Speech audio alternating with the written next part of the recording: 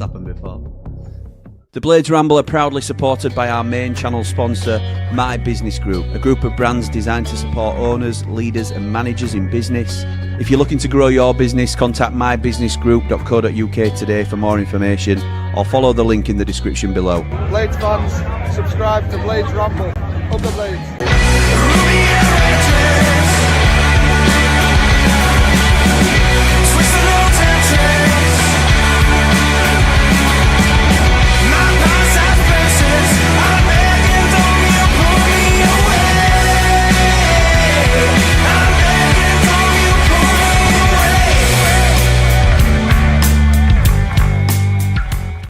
What is happening, Blades? And welcome back to the Blades Ramble. I am, of course, Jimmy, and this is your transfer tracker. This is where we look at all the deals across the Championship, including Sheffield United, see what our rivals are up to, see what everybody else in the league is doing, but also a little bit of eyes on what Sheffield United are doing, if at all, which it hasn't been much so far, granted. But things feel like they're starting to happen now because we were back yesterday, first pre-season game. Yeah, a bit of a run out, but it gets the wheels turning. The fixtures had come out prior to that. The kit's been released. We've covered it all. We're going through some changes as a channel as well. We're going through change. Well, I don't even... Who sang that? Who sang that? Lee, do you know? I know you're not on screen, but I can hear you and they can't. So, okay. Well, somebody will put it in comments. Somebody will put it in comments. But yeah, there's a few little tweaks that we're going to be making to the channel. We're going to be upping our offer to Ramblers and all sorts of little things that I'm very excited about. We put out a show yesterday called The Fallout, which is going to be our post-match immediate reaction straight after the game. And that will nudge 90 after 90 back a day. I'm also going to do something called the manager's reaction, which, believe it or not, is covering the manager's reaction after the game. Some of these names take ages to think of, but we get there in the end. So loads of good stuff happening. And I love this show as well because obviously it's not something we do during the season. It's a transfer show and I enjoy the transfer business. But we've got a bit of a different dynamic to this, mainly. He's obviously, for everybody that's watched the Ramble before, Lee does the research and I come on and I'm just the pretty face that runs it all. But I don't know if you could hear that, but he was... but it's a little bit different for me, this, because naturally, on any type of shows that we do, I tend to take the lead in, just naturally take the lead in presenting and sort of steering the conversation. I really enjoy this because Lee puts the rumours to me, and I get to be a bit more of a pundit, a bit more of a give my opinion on stuff. So it's a little bit different if you haven't seen it before. But without any further ado, we can't do it without him. He's bald. He's brilliant. It's Ali. Bald and brilliant, that's Ali. Knows the pitch like the back of his knee. No need for hair, he's got strategy.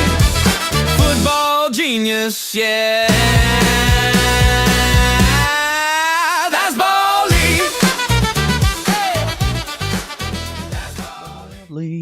How's it going, my mate? I'm here now. Can you see me? I knew they couldn't see you before or hear you, but I didn't know whether you could, like pros have a producer in their ear.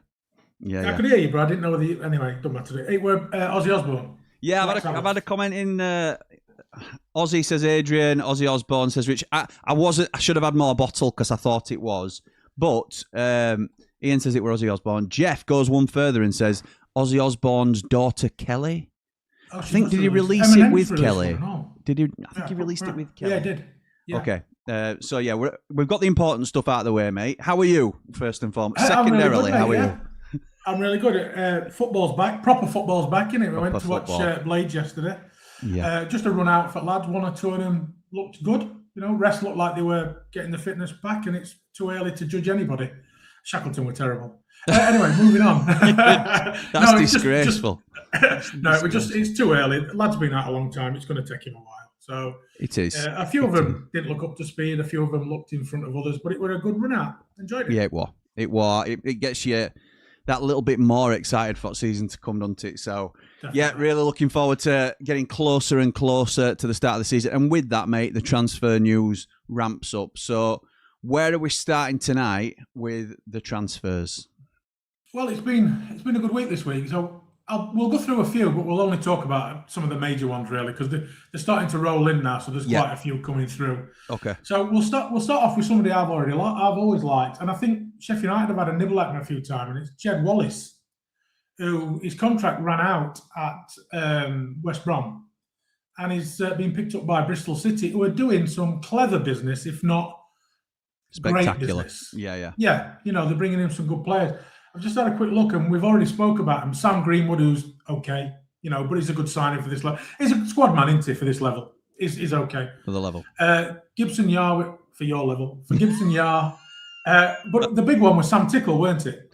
It was a really good signing. I'm pushing back on this already because Sam Greenwood's pants for me. I don't think he's great. I think he's been very, very average at championship level. He's got a decent free kick on him, which makes him stand out every now and again. Yeah, nobody knows about that. Nobody knows anything about it. It's a wild one, isn't it? As Iggy Pop would say.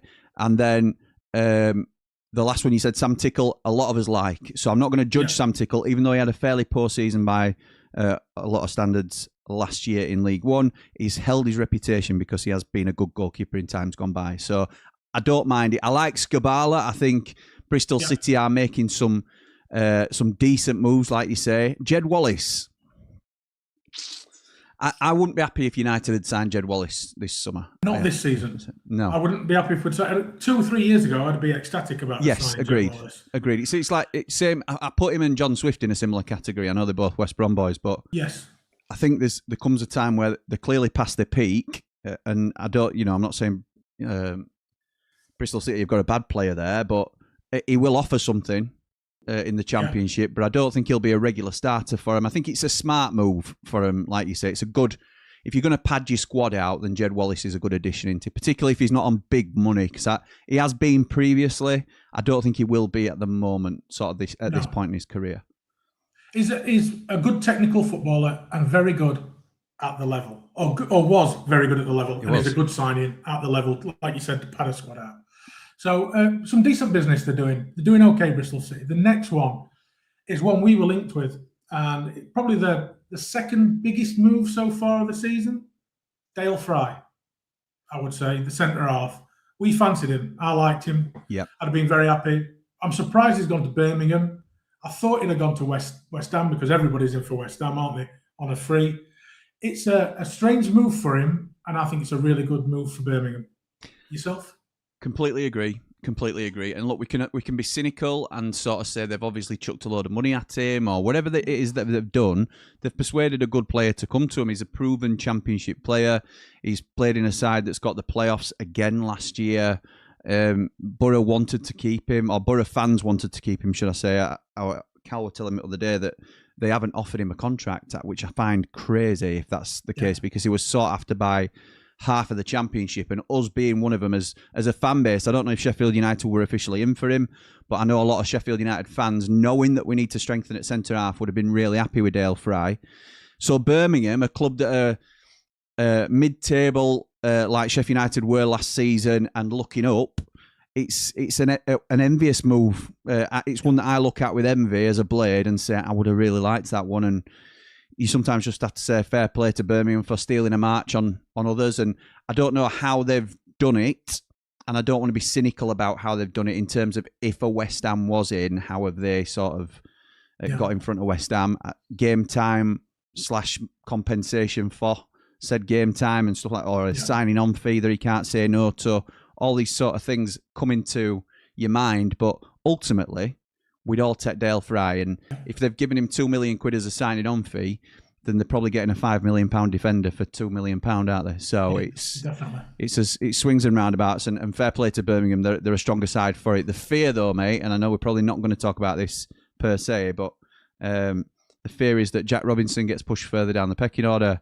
We are desperate for a centre half, and some Blades are saying 2 and 2 together, coming up with 25, and Jack Robinson back to Sheffield United, which for me is a huge no, thank you. Luckily, Preston are after centre halves as well, so he might go that way. Yeah, true. Yeah. Go on, so Eki. that'll be lucky.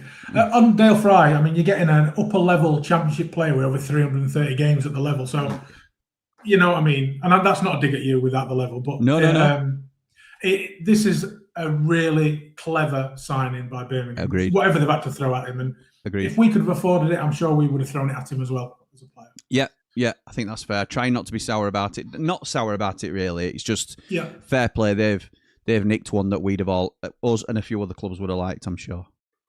So a strange one for me. This next one is Middlesbrough signing Miles Peart-Harris from Oxford, who he came. Well, we've watched him a few times at the Lane, and I don't see it. I just don't see what he does, what he is.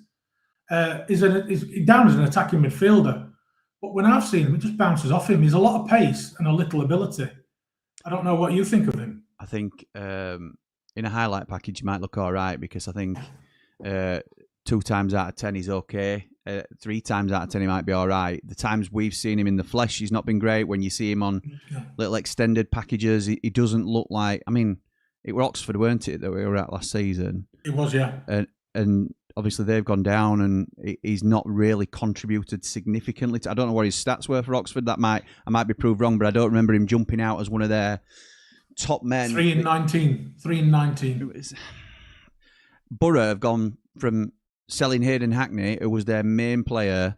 Obviously, they've not put any money in for Peart-Harris, so I'm not sort of saying it's a like for like. It's certainly not the different positions as well, but I'd be concerned about the ambition of Borough if I'm a Borough fan when you sell Hayden Hackney, when you know that the thing that derailed them significantly last season was losing Hayden Hackney for 2-3 months. They couldn't stop him leaving. That was going to be inevitable this season.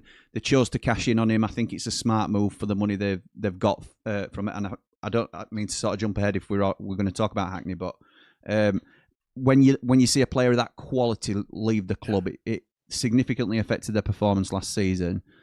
You're thinking, I want somebody that's going to not necessarily wow me, but at least do something with that money that's going to make us stronger as an 11, a first 11. Peart-Harris coming in as your first signing, it doesn't, and not only losing Hackney, but losing Dale Fry at the back. Yeah.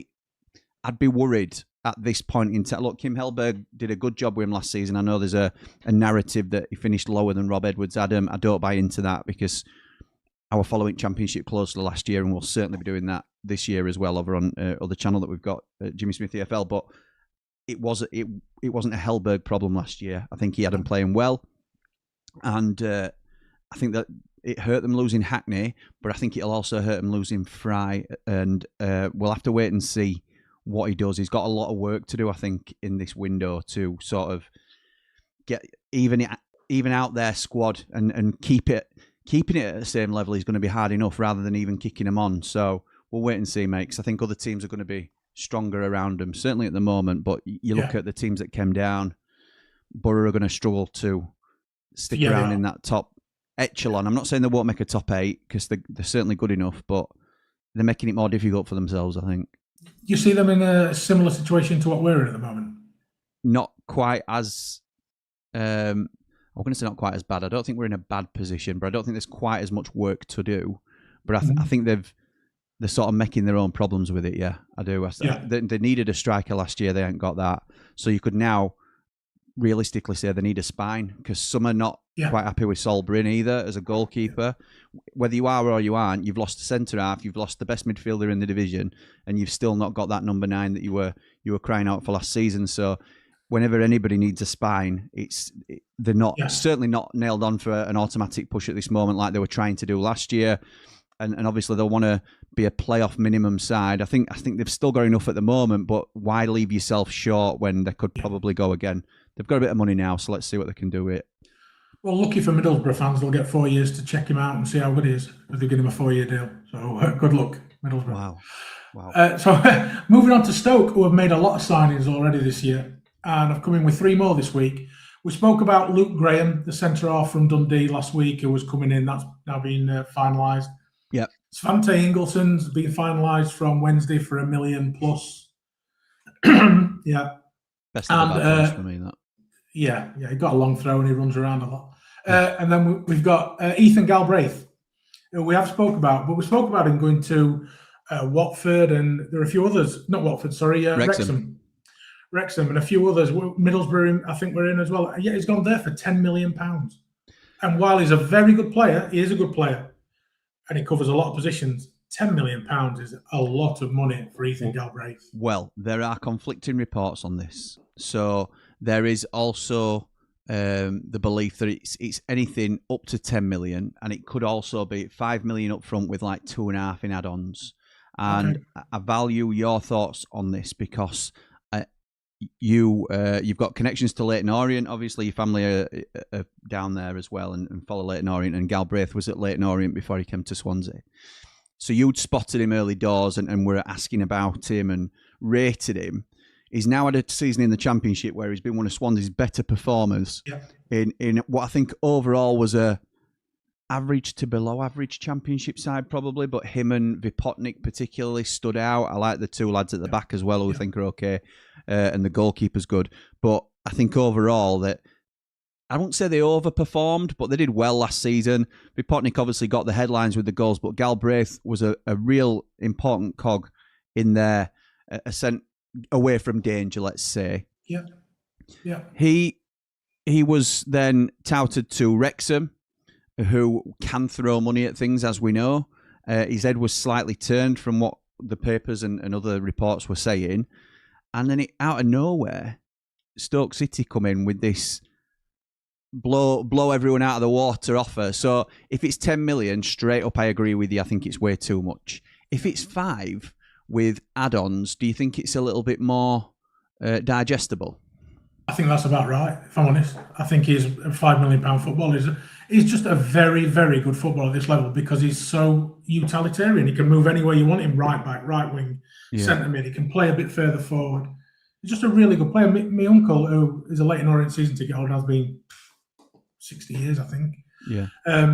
He raves over him as one of the best players he's seen at Leyton Orient in modern times. Yeah. So I'm not surprised to see him go to Swansea and do really well, stepping up the level because he came through at Man United, gone to Leyton Orient, played at Doncaster on loan while he was at Man United, stepped up again, gone to Swansea, stepped up again, and now going to Stoke. I mean, it's a sideways move in my eyes, basically, for him, but he's going to be on more money. It's a good move for him, probably business-wise. Is he closer to home, Stoke? Probably is. Yeah. If that's an issue for him. But it's a sideways move, but he's probably made himself a lot richer, is what I'd say. Stoke are a bit of an anomaly, really, at times, because they did this with Victor Johansson. They blew other teams out of the water to get Victor Johansson. And he's because they've done that, he's their asset, and he's done very well for them. And I expect Galbraith to do similar. I think he'll continue to be a good performer at Championship level. Maybe becomes a bit of a shining light in their team as well as he grows with them. But Stoke, I don't envisage as challenging next season particularly. It's interesting because they've made a couple of signings that we've already sort of Jibril Samari for Jibril Samari for an alleged £3 to £4 million. Svante Ingelsson from Sheffield Wednesday for £1 million. There were another Luke Graham who has been touted around for like Portsmouth and other teams like that from Dundee, who is supposed to be a decent. Say again. Sorry, Smith the striker as well. Smith the striker, who they had to make permanent, I think, as part of the original deal. Another 5 mil dropped on him. It's so much money to throw around, but the only one that I'd be really happy with would be Galbraith. And there's been a report. Funny you should say that because there's been a report that I think Rich put in one of the chats today that said Alan Nixon's come out and said there's an unnamed Championship manager that's already under pressure because he's going head-to-head with the club's board about their recruitment strategy. And it would not surprise me at all, and this is purely speculative, but if it were Mark Robbins at Stoke saying, what are we doing here with some of these signings? Because I can see him maybe having an interest in Svante Ingelsson because he's a tough midfielder, but I don't think he's a game changer. Jibril Samari does not strike me as a Mark Robbins player. So Luke Graham, I'm not saying he wouldn't go for a young prospect defender. Who am I to sort of say who Mark Robbins would like, really? But just knowing what we know about him previously from his time in the Championship, it just seems the transfer business seems odd, as if it's being run by a third party or something like that, like we've seen at Sheffield United. Yeah. Galbraith is the one that sort of, is this the appeasement of the signings to sort of say to him, look, well, we'll give you one that you want. Is this their Tanganga where it's to appease the fans and sort of say, look, I know we've sort of scattergunned it a little bit so far.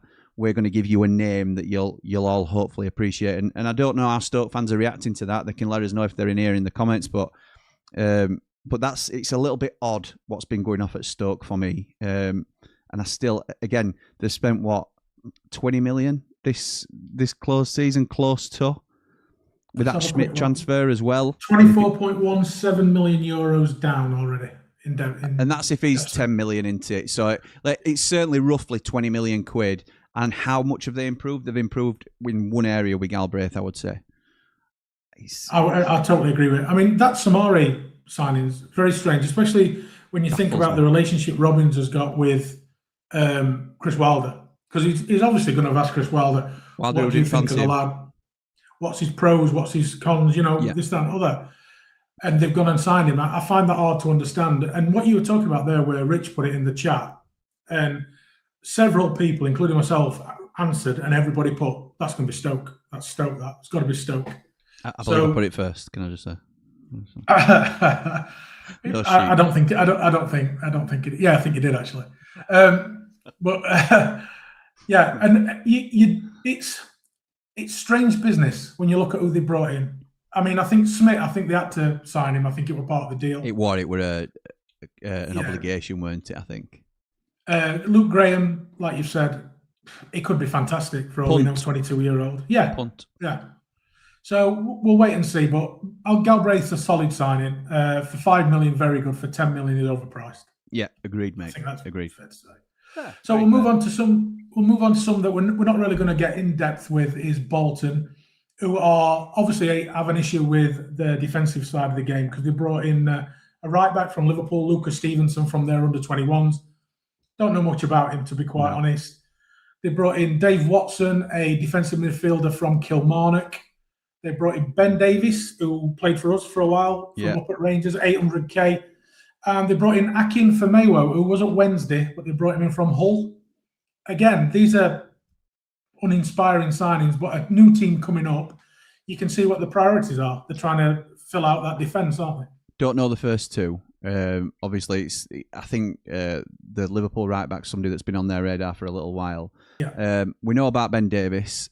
I think he is a lower end Championship player at this stage of his career. I think at one stage he was like upper level Championship. I don't think he was quite there when he was with us, but I liked him at Preston. He obviously got the big move to Liverpool. It didn't really work out for him and came out on loan a couple of times. I think he's recently been at Rangers, and he spent some time on loan at Birmingham as well. A decent defender for this level is Ben Davies, and I think he's a good signing for Bolton. Like you say, it sort of solidifies them in terms of levelling up their current squad, I would say, without knowing too much about their personnel, to be honest, as well. And for Menwu, well, what is that his name? For Menwu, yeah. But it's Championship experience, isn't it? It's a Championship experience player. Yeah, I think it's another. It's a bit of a pad, I think, but it's levelling up your overall squad. So it's I don't expect him to be a main boy for him, but I think having seen him a little bit last season, he can do bits. So I don't mind it. I don't mind it at all. I think it's smart from Bolton who sort of are going for it a little bit with this turnover of players, and fair play to them. Fair play. I don't think they'll quite have the throw at it that like Charlton had, and certainly not Wrexham and Birmingham. But I think Charlton themselves went under the radar and spent about 10 million in first summer. So it's there's a lot to do to strengthen yourself in the Championship, and Bolton have been quite smart about it so far. I think 800k for Ben Davies is a good deal, and that's the total outlay. Yeah, everything else is so it's clever business, isn't it? Yeah, they're doing it the right way. It is. So moving on from Bolton, we will go to Preston North End. Odeki, who has brought in a keeper that I've spoke to many a times, who I fancied as our number two, or very good keeper, who's had a couple of poor seasons by all accounts at Huddersfield, not been at his best. Okay. Lee Nichols, really like who I would, if Davis would have left us this year, he'd be the man that I would have said get him. Me because too. he's solid, absolutely solid. Me too. Yeah, so I just think it's a really clever signing by Eki, because they need a keeper, basically. They've got Everson, haven't they, still? Yeah, they've got Everson. He's back up to Everson. He's coming as a number 2, and it's not something we'd normally talk about at any length, and we won't necessarily, but we've both, on different occasions, talked about Lee Nichols, because we're a couple of seasons ago that he were a real star for them in Championship, and he played really well. And like you said, Lee, he might have faded last couple of years and sort of started to wane a little bit, but I think is he still only 31, something like that? 33. Oh, is he 33 now? Okay. 33. But same as Adam Davis, he's there to do a job when called upon, into rather than be there week in, week out. And so I think it's a smart move. I don't know what their backup situation was like previously, but if I'm Preston, I think you've got a very good Championship backup goalkeeper there. Totally agree, Jim. So we'll move on again, and we'll move to Charlton. Smart from Eki as usual. Well, he is smart though, isn't he? Yeah, he does make smart decisions. Yeah. And obviously they're a team that we don't think have got a lot of money, so they're working to a budget, and Eki's decent with that. So yeah, I think Preston will be, as Preston always are, 14th, 13th, 15th this season. I can't see him pushing much further, but we'll see. There's plenty of time in there. Yeah, there is. They got some really good loans last season to kick them on, didn't they? And then losing Armstrong hurt them. So yeah, we'll see. Yeah. Depends I'll tell you what I did like there though, Dobbin. I'm going to bring this up while we're on Preston. Yes, please. Dobbin was superb, and he's been linked with Middlesbrough, and he was linked with us earlier in the season, wasn't he? He was. We did a rumour has it about him, yeah. I would be very happy if he came along to Sheffield United, Dobbin. I think he fills a lot of positions for us, right side, left side. He can play down the middle as well. I would take him on board. I do think if he comes on board, though, that does make Gus more likely to leave. I think because he's predominantly left-hand side, isn't he, Lewis Dobbin? Correct. If he's going to go on either side, the one thing I would say is I really like Lewis Dobbin, and I think it's a prime time to get him at Championship level at the moment. He did really well for Preston last year, another good loan signing for them. If he were to come to us on loan, if we were able to get him in front of Middlesbrough, who have done some, as we've said, questionable business so far, so maybe aren't quite the, they're so much better than Sheffield United because of where they finished, because, maybe it's evening out a little bit. And if he were to come to us on loan, I'd like an option to buy. I'd like an option to buy him, because I think with us selling Andre Brooks for 10 million quid, it's likely that we sell one, maybe two more. We're going to have a little bit of money, and we can't just be completely all in on loans. I wouldn't be upset, because I think he's proven himself at the level. I think he's proven himself, and I think he's worth. It depends what he's going to come for, but I wouldn't be upset spending 5-6 million quid on Lewis Dobbin if we can stretch to that. I think it's more than worth it with a sell on that might encourage him to sell him. So I think it'd be a really smart bit of business for us, and like you said, because he can play all across the front line, it gives us a little bit of flexibility in an area where we're really short. We did a squad assessment the other day, and it showed that wingers, if we are going to continue with this system, which, judging by the first pre-season game, it looks like we are, so we're clearly shopping in that market, we need wingers in quickly, or wide men, or wide forwards, whatever you want to call them. We need them in, and we need them in quick. So he would fit the bill for me really nicely. Really rate him. Yeah, me too, man. I'd be very happy if we could get him in and get him, like you said, get him on a loan to buy. It'd be fantastic. Yeah, it would. So we'll move on to Charlton. Just quickly, they're bringing in Billy Cumetio, who was a Liverpool youngster up from Dundee. Centre half? Centre half, yeah. And they brought him in from Dundee. So that's Dundee have sold both their centre halves in this window. Yeah. So Liverpool's coming in an undisclosed fee, and they're bringing in a left back called Ivan Mezic from Heracles Almelo, who's a Slovakian or a Slovenian international. It's only because I've read it today, so I know nothing about it. I believe you, mate. I believe you. So again, Charlton doing Charlton business, aren't they? Like they do, they bring in these players, and again, though, it's defensive reinforcements, which is what they definitely need, because they're a team again on the day that Charlton will turn you over if you're not at it. Yeah, they will. don't sleep on Charlton is one of them, isn't it? It's not, you don't just see him in the calendar and think, nice one. We've got a decent one there. Exactly. Because they beat us twice last year. We were certainly, they caught us off guard in the first game. It was Chris Wilder's first game back, and they did a job on us, basically. We peppered them, and they sat in a low block and did us on the break. And then we went down to their place and dominated them for half an hour. And just the way it came about, we had 2 men sent off, and that was the game, really. But no mugs, Charlton. And as much people can think what they like about Nathan Jones, and they do, but because he is a bit of a drama queen. But other than that, he knows what he's doing. He knows what he's doing. He's employed at championship level for a reason, because he is and I think he thrives as the underdog club that needs to win in a scrappy way. He did well at Luton when they were the one of the smaller sides in the league, and he's now doing a decent job at Charlton, I would say. He's obviously got him into the division. They survived last year. I know some people might have a little bit of recency bias with they were higher up and they had a shocking fall off in the second half of the season, but what he's done, he's got him up and he's kept him up. That's ultimately all his brief will have been. So yeah, decent. I'm sure it's decent business from Charlton. That again, I heard some rumours that Lloyd Jones might be on his way if he hadn't already gone. That might be preempting that potentially. So we'll wait, because that'd be a huge blow for him. But we'll wait and see what happens there if it hadn't already happened. So 2 have come in for Swansea that we talked about last week. They were all up in the air. Was Leo Volta that they had on loan last year, attacking midfielder from Sirius in Sweden. Yes, I am serious. Yeah. But you say it, Jim. For 3 mil. And Musa Yao from Seriously? Red Bull Salzburg. I know. Musa Yao from Red Bull Salzburg. But we spoke about him last week, so we'll just pass on from them too. I remember it well. I'm going to skip one, and I'm going to go to Nathan Trott, who's come in as a keeper from Copenhagen to Cardiff. Okay. I believe he was at Cardiff before. It rings a bell. I think Cardiff sold him to Copenhagen and he's come back. He's come back on a free. So I don't know much about him. Don't think he played much. So he's coming at Cardiff. And Portsmouth have signed Odin Bailey from Stockport. They have.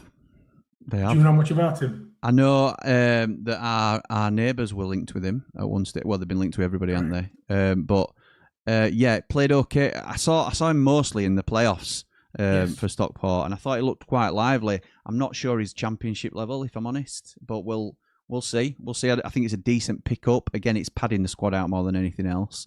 And Portsmouth also signed a big unit of a centre forward as well. I don't know if he's actually signed.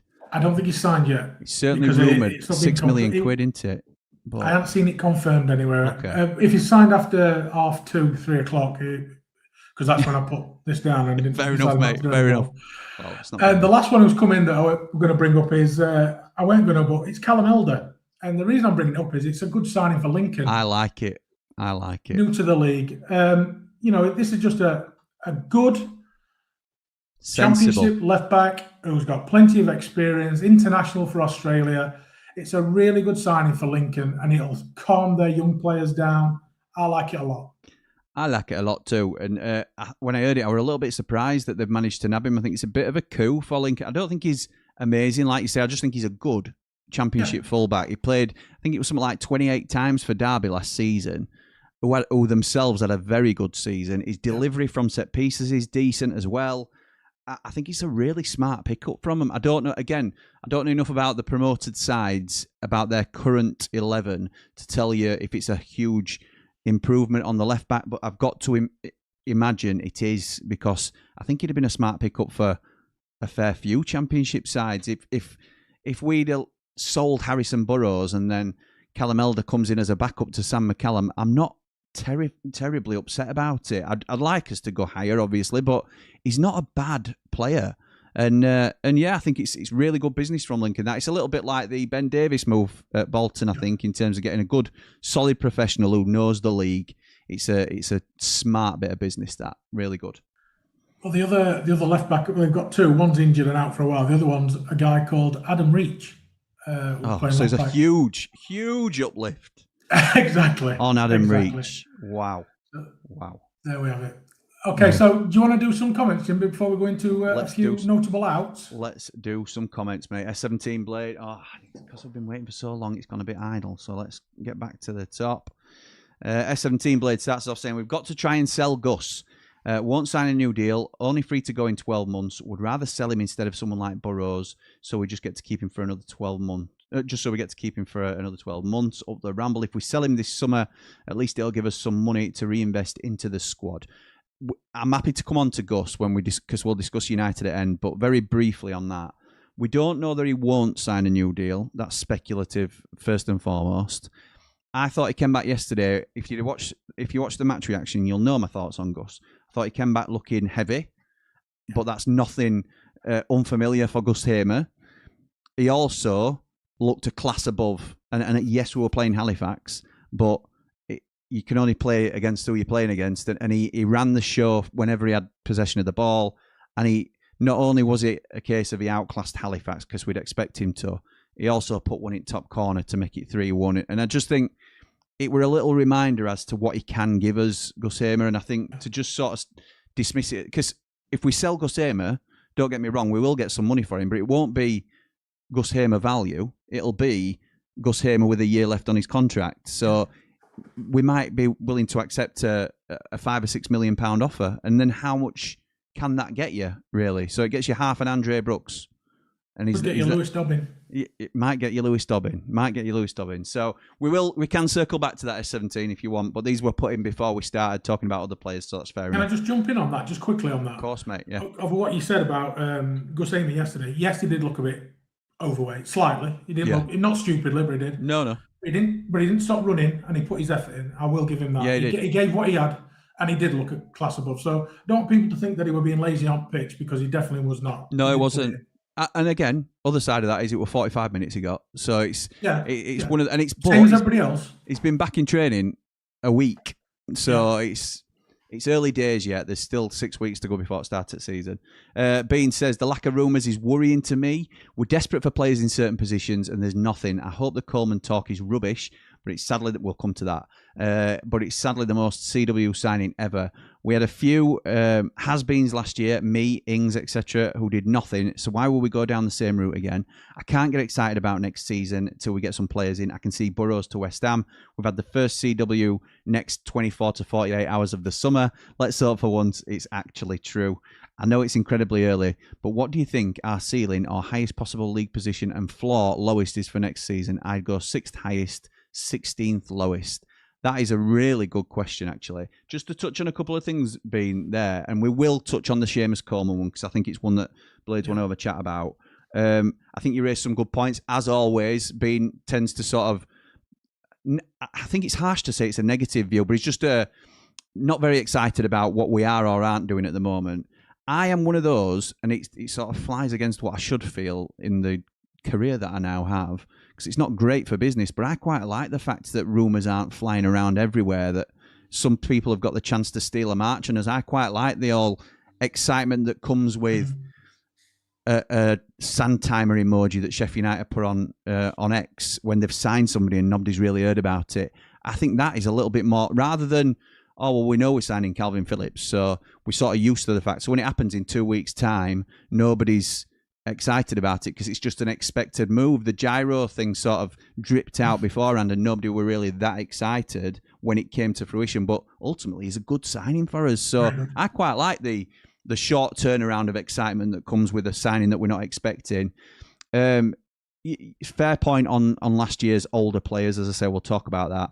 24 to 48 hours from Wilder is very fair as a comment, because that happened so many times in the past, where he says, we're very close, it'll be this week. He does it with injuries as well. They should be available next week, they should be available next week, they should be available next week.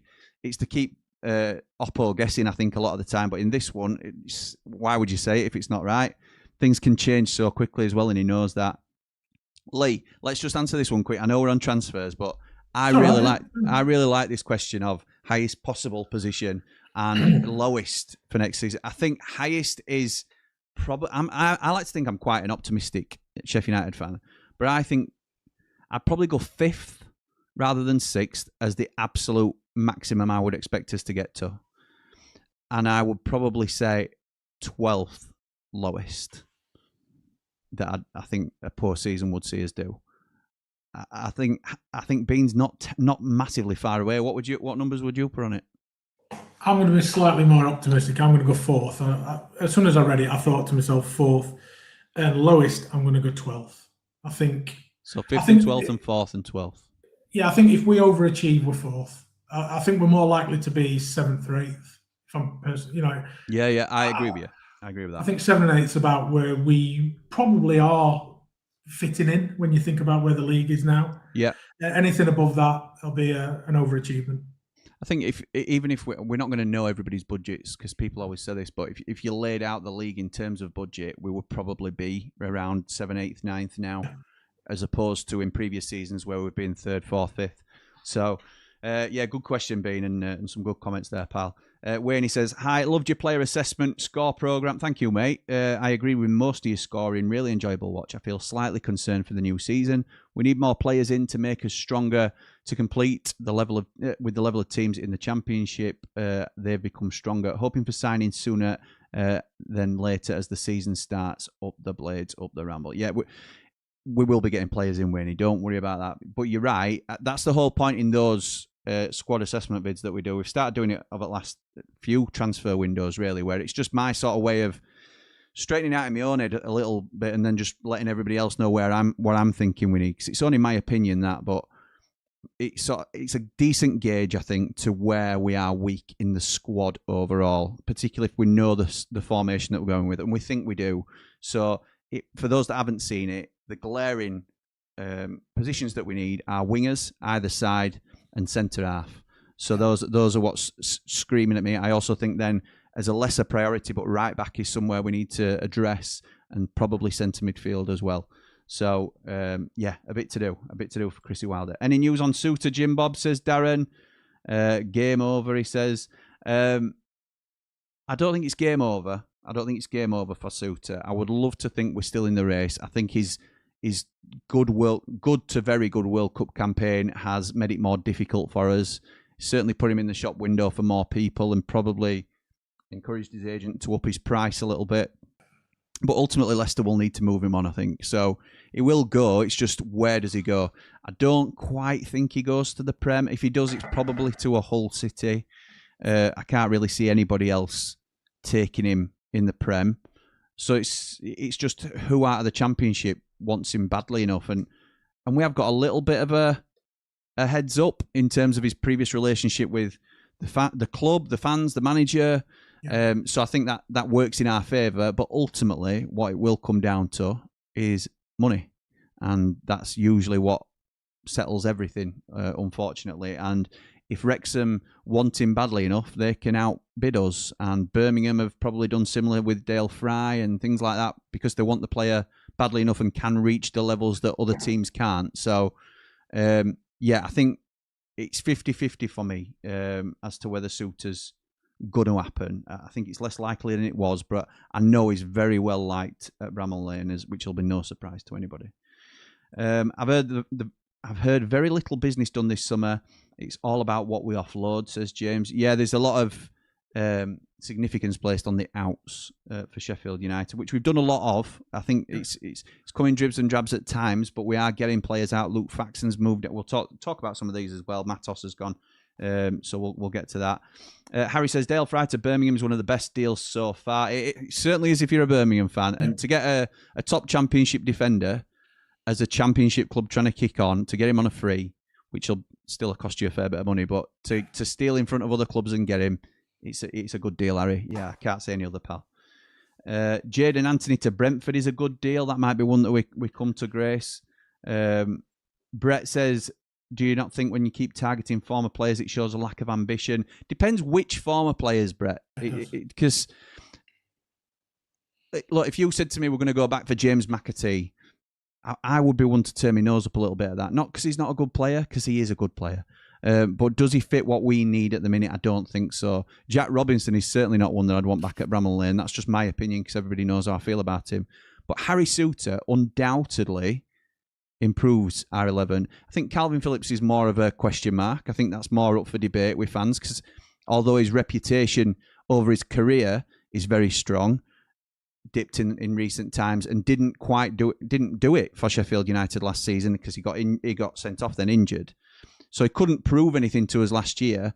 So some will still think it's good because of the potential signing it could be, and some will think it's a risk because he's not been a great player for 3 or 4 years. So it depends on the individual for me, Brett.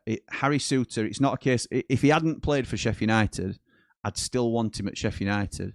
So and it's the fact that I know he's done it in a Sheffield United shirt makes me want it even more. I think he's the only one that I'd be really unhappy if we missed out on. And I have to say, I still think it's quite a difficult one to get done, but he's the one I want more than anybody else this summer, to be honest.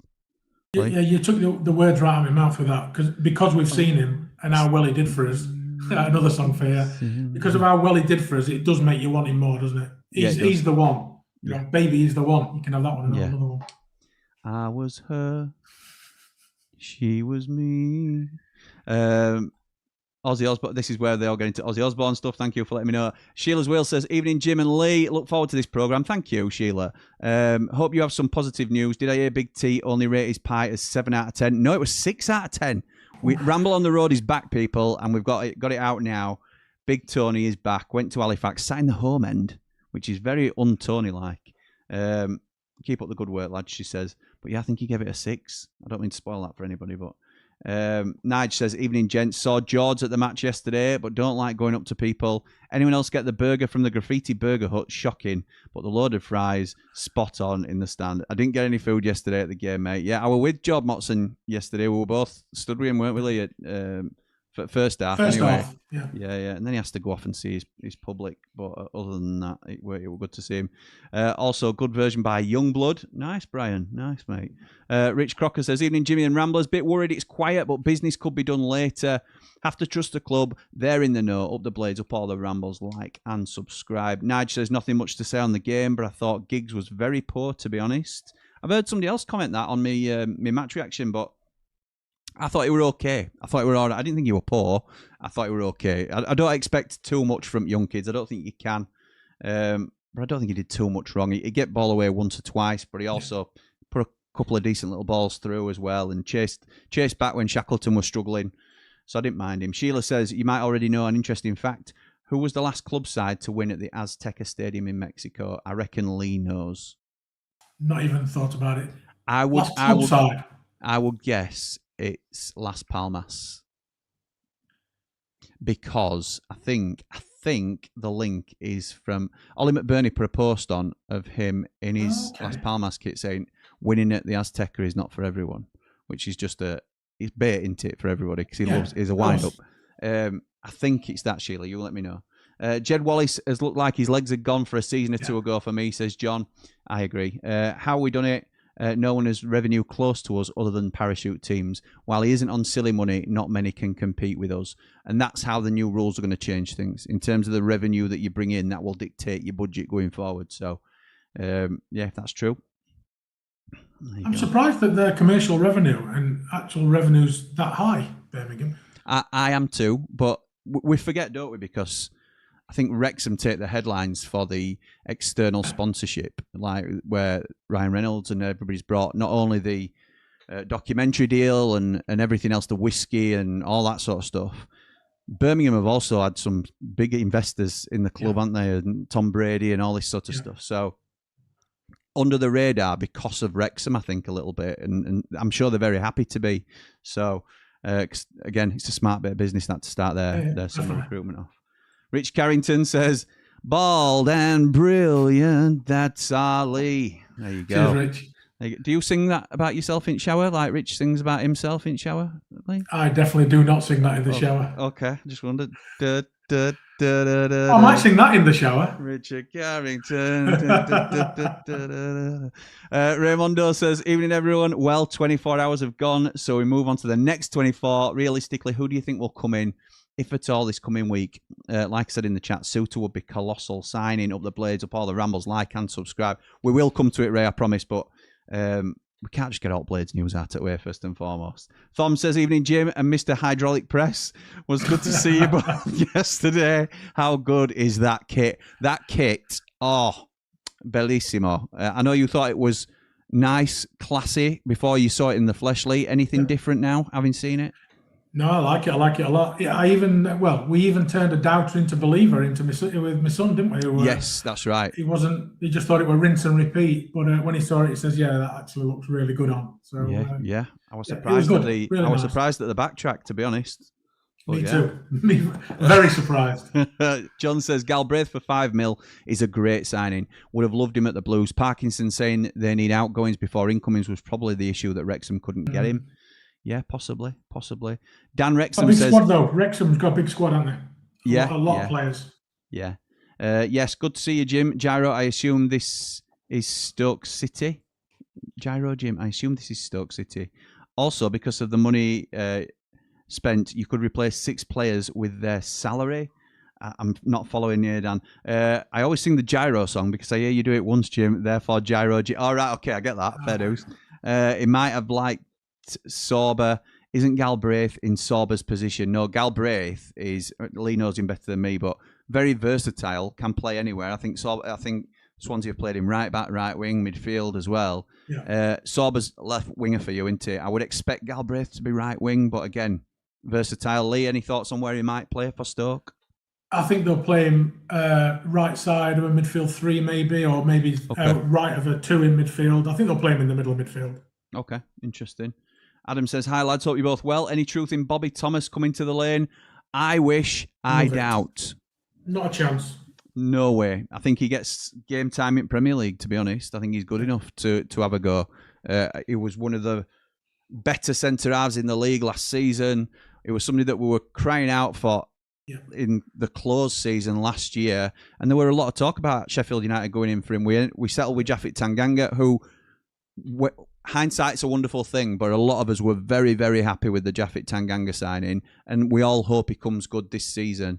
I still think the captaincy weighs heavy on him, and I would like to see another leader come in alongside him to maybe take that burden off him a little bit, let him just play his own game, and I think he'll flourish a lot more. But in terms of Bobby Thomas, he's a Premier League player now, and I think he'll give it his all to make sure he just stays in that division, because I think he's got the potential to be a Premier League player. Reminds me of a young Chris Morgan. Wasn't he quietly linked? Sorry, mate.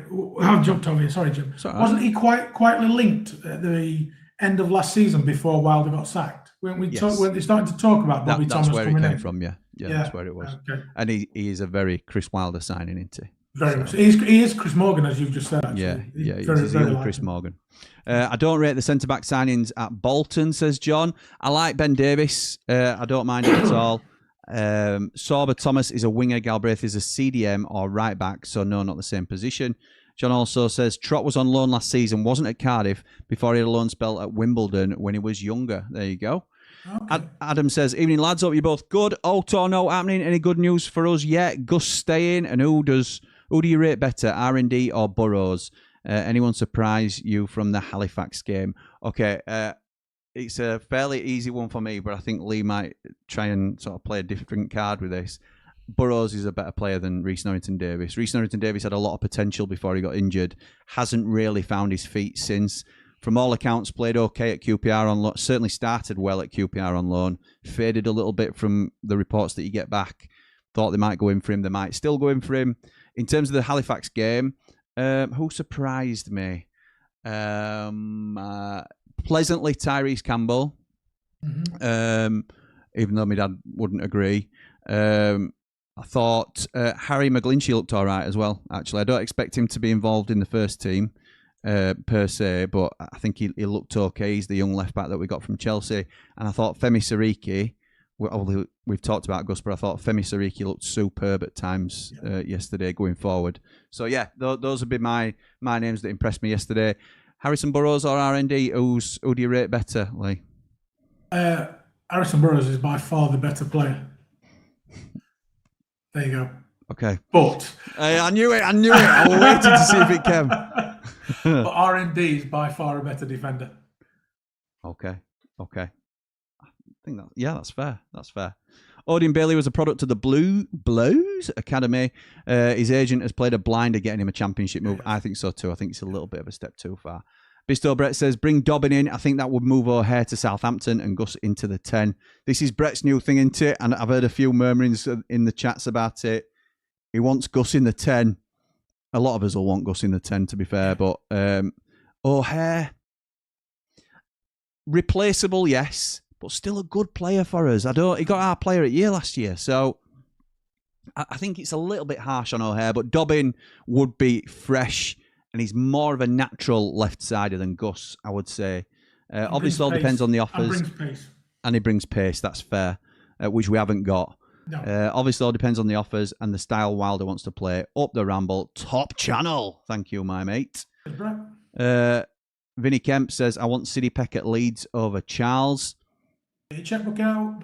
Show me the money. Lincoln left back certainly knows the league, says John. He does. You don't, mate. Trust me, says Nigel. Nigel, shh. If we got 15 million for Peck, it'll be similar to the Asula deal to Newcastle. I don't rate Peck much at all. And I differ from you there, Nige. I think we were talking about this yesterday on the terrace, because obviously Peck was not in the matchday squad, said to be ill, and then was at the game despite illness. And we saw him actually coming out, didn't we, and shook his hand on that. But he didn't look ill, if I'm honest. So far be it from me to speculate, but we were speculating in the crowd anyway when we didn't even know he was at the ground. That he's on his way, and what would be an acceptable amount for City Peck? And a lot of us were saying 12 to 15. I think that was the gauge that we'd got to. We want 20, but what can we realistically expect? I think 12 to 15. Some were saying 15 with add-ons. I think that were more your level, Lee, that you were looking at, weren't you? I think we might get closer to 12 with add-ons up to around 15. But I think you're being harsh, Nige. It's your opinion, though, pal. You're not wrong. It's just, I think that's looking at the market, what players are going for at the minute. I think he's an England under-21 international. And I think we've already got a Leeds fan saying they want him instead of Shea Charles. So he has got a decent reputation outside of the club. Well, we were actually speculating on why he went to the game, weren't we? Whether he'd missed his train from Brentford or West Ham. That was a little inside joke. Yeah, that's true. We did say that, yeah. Dr. McCoy, who's real, I think, says, hi, Jimmy, Wrexham fan here, like your channel, and silent watcher as you are fair in your opinions on our club. But anyways, I have a rumour for you. Oh, nice. Well, firstly, let me say thank you for that, because I feel I was a little bit harsh on Wrexham last season.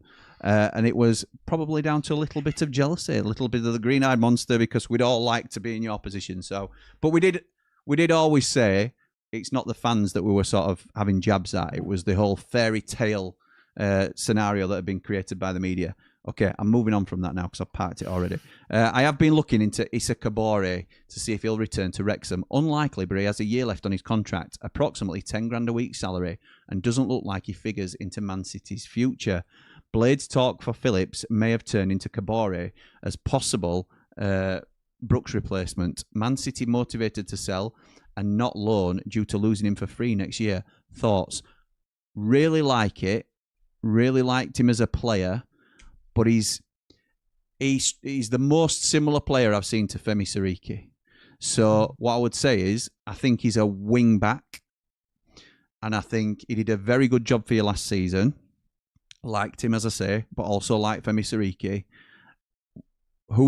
So that would be the right back signing for me if we were bringing him in. And I don't think we will go as high for a right back where we've already got a good championship right back, if that makes sense, because we're going to stifle one of their... the only way around that, which I think Lee knows was going to come to, is Femi, up you go. You'll go on the right wing and you'll see what you can do taking players on further up the field, because he's not the most accomplished defender, and Kabore could be behind him then. You've also then got the very exciting possibility of switching during the game. You've got the overlaps that can come with it, and two very attacking fullbacks down the right-hand side, one playing in front of the other, is quite an exciting prospect. But I think that's less likely than it is for us to go for a more traditional right forward or a right winger. Like we've been, Dan James is the name that keeps getting banded around, probably more by Blades than actually Sheffield United Football Club. But these sort of players that are tried and tested in the position. But yeah, Lee, any thoughts on Issa Kabore? Always look good. Gets up and down well. I could also see him being linked if we sold Femi. but there's nothing Yes. around about Femi going Agreed. either.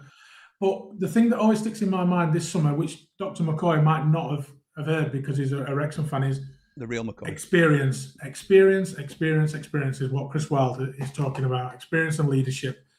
And I don't think Kabori brings that at present. I think he's a good player. True. And if you said he was at our club, I would be very happy.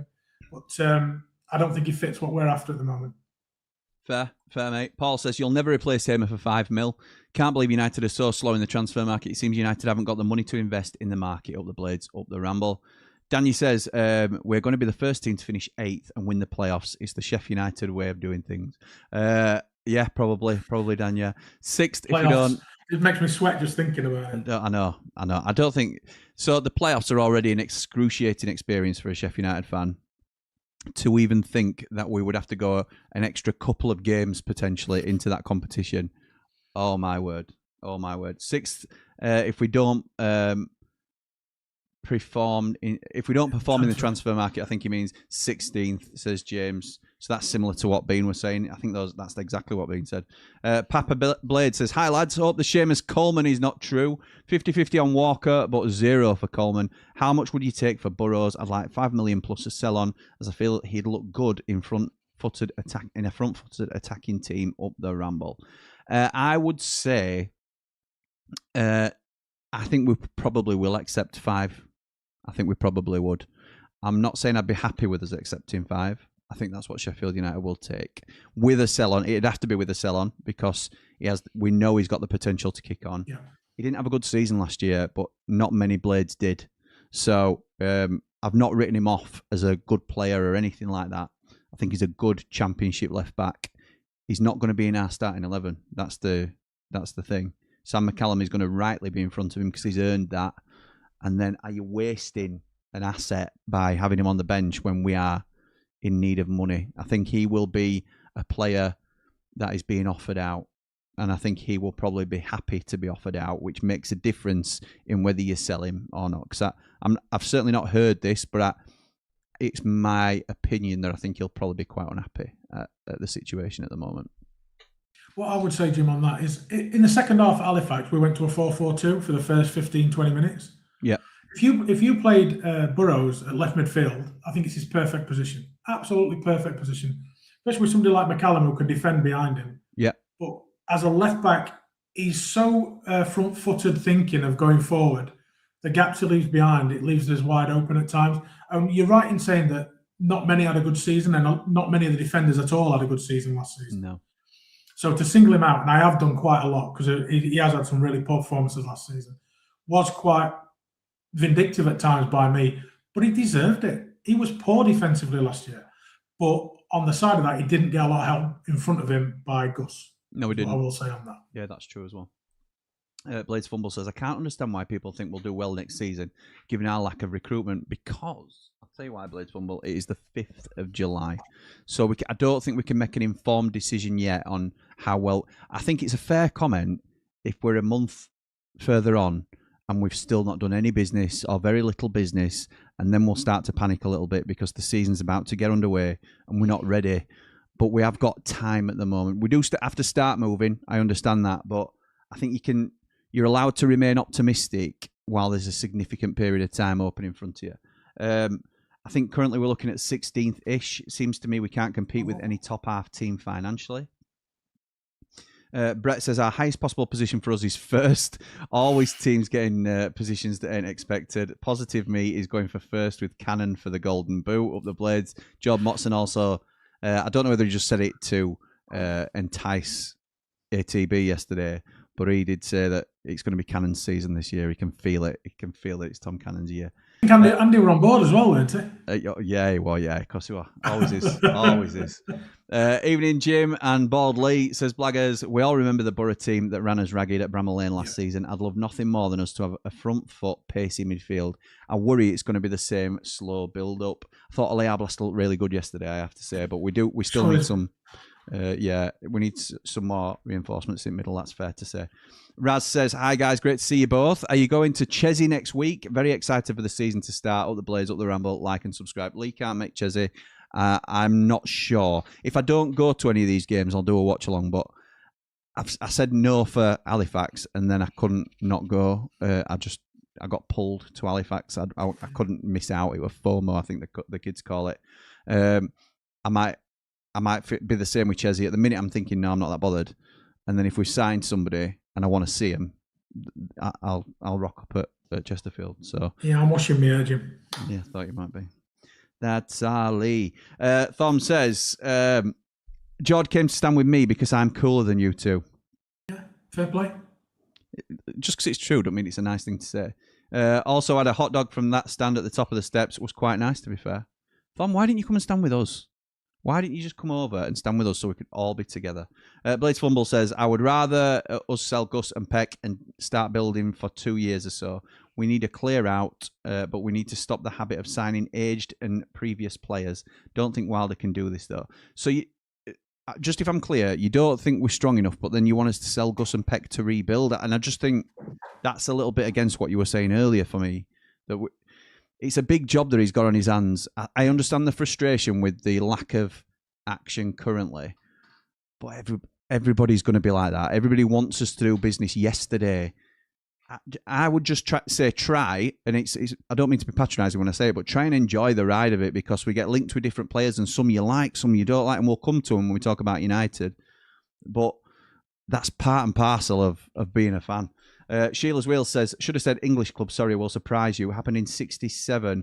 Oh, it's them, innit? It's them, it's Wendy's. It's Wendy's. Very close to home on a club tour. Yeah, it's them. Sorry, yeah, Sheila. They played Stewards. They played Aztec Stadium so. Stewards or something like that. They must have done. Just finished reading Danny Hall's book about Wilder, which ends before 18-19 season starts. Hopefully this season is a repeat, says Tom. Up the Blades, up the Ramble. Dave said, we're nearly at end now, Lee, so we'll get back onto it, pal, as well. Yeah, Dave Oxley says, hi, lads. Hope you're both well. Wilder says players in the next 24 to 48 hours. Will it be Phillips and Coleman? Would love Kyle Walker back, but can't see it if we sign Coleman. If we sign Coleman, we won't sign Kyle Walker. Vin says, I prefer Peck because he's young and hungry, and 15 million, but 20 max. We'll take 20. We'll take 20. Come on, England, says James. Oh, mate, I will be up. I'll be doing a watch along for that on Jimmy Smith channel, so join us there if you're about. Alessandro says, would be gutted if we sold Burrows for 5 mil. He's worth much more, and just like he played himself out of form and starting position, he'll play himself back into it. We're a better side with him in it. Well said. Well said. Adam says, I so hope Blades Fumble eats his words. United for top of the league this year. Ole, ole. I'm not taking that bet, Adam, to be honest. We'd all love it, though. We'd all love it. Yeah, and I'm sure Blades Fumble would as well. Of course we would. Absolutely right. Jimmy's on the maybe option for the Chesney game. Yes, that's right, Maury. He was a regular in our Platinum chat, putting polls up as to what people are going to do. He didn't put me a maybe option up for thingy, but I hope you do put one up for Chesney, pal. Bean says, has the Walker talk ever actually been reported by a journo, or is it just fan talk? He's on way too much money for it to happen. I can tell you, I wouldn't normally do this, but I can tell you there's definitely been discussions between Kyle Walker, Chris Wilder, Sheffield United, Burnley. It is a real thing that certainly was bubbling away. Whether it still is or not, I don't know. But I know it's not just something that fans have sort of tried to manifest. It was a real thing, Blade. And it may still be, but I'm not sure. How are we doing, Jimmy? Hope everything's good. Up the Clarets, up the Ramble. Thank you, Bell. Blades Fumble says, my point is, if we've got no money, sell players now and start the rebuilding process as early as possible. No point delaying it a year and losing money on Gus. Again, that's a point that people want to argue. You can't replace Gus for 5 million quid. I think that's a very fair point that's already been raised. Who's buying these players now? You have to have a buyer, a willing buyer at this stage. It doesn't mean someone won't come in for Sidney Peck eventually. But if nobody's offering you, if people are offering you 8 million quid now, but you think you can get 15 at end at window, then you're going to wait till end at window, because that's how clubs do business. So it's not always dictated to, why aren't we doing this now so we can then go and do that? You have to wait for others to move in the market. It's like a game of chess, really, a lot of times. Anyway, Lee, that is us called. Everything either moves early or a lot of it moves late, doesn't it, in the transfer window? There's very little that... Absolutely. And World Cup hadn't helped with slowing everything down, as it with transfers either, I don't think. So, because I know you wouldn't think it trickles down to the Championship, but Harry Souttar, for example, is being tied up. And we are a club that's interested in Harry Souttar. We need to do that Harry Souttar deal if we can. He's tied up at the World Cup. So we're going to wait for him to have those conversations. If Harry Suter doesn't happen, then we might move on to a different target. But because we rate him so highly, we want to wait for him. One of them, isn't it? So anyway, pal, we are caught up. Where's next on the list? Shall we go to just 2 or 3 quick notable outs? Well, we spoke about one, Aidan Hackney, which is a good move for Everton. Him and Loser, the best 2 players in the division last year, Loser from Watford. 16 million plus, rising to 23 is what's been reported by the BBC. I think that's a good deal for Everton. I think it's an okay deal for Middlesbrough, with him only having a year left on his deal. But probably as low as they would have wanted to go, would you say, Middlesbrough, at that? I think it's a good deal for all of them, if I'm honest. I think the Hayden Hackney, from what you hear, it's 16 and a half, like you've said, up to 23 to 25. Yeah. There's been a joke made of the fact that Everton have included Champions League clauses in there and England winning World Cup and all this sort of rubbish, but there are also very achievable appearance-related add-ons, so it will get to over 20, I think, which for a player in his last year is decent to good, I think. Yeah. It's okay. Usually you would really rate that as business, but he was the best midfielder in the league last year. So I can see why you'd want to squeeze a little bit more out of it. I think they could probably have waited for others to come in. But it goes back to Blaise Fumble's point, I suppose, in terms of do you sell now and then get the money in so you can do your own business and get Pert Harris in?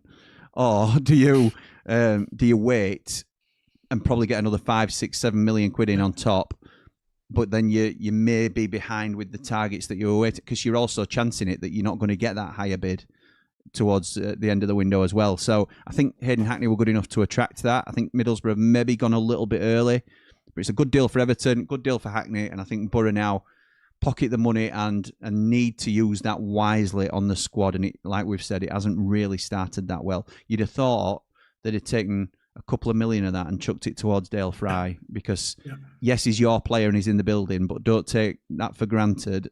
Imagine he's a new signing that you're bringing in for now and give him the best possible deal you can.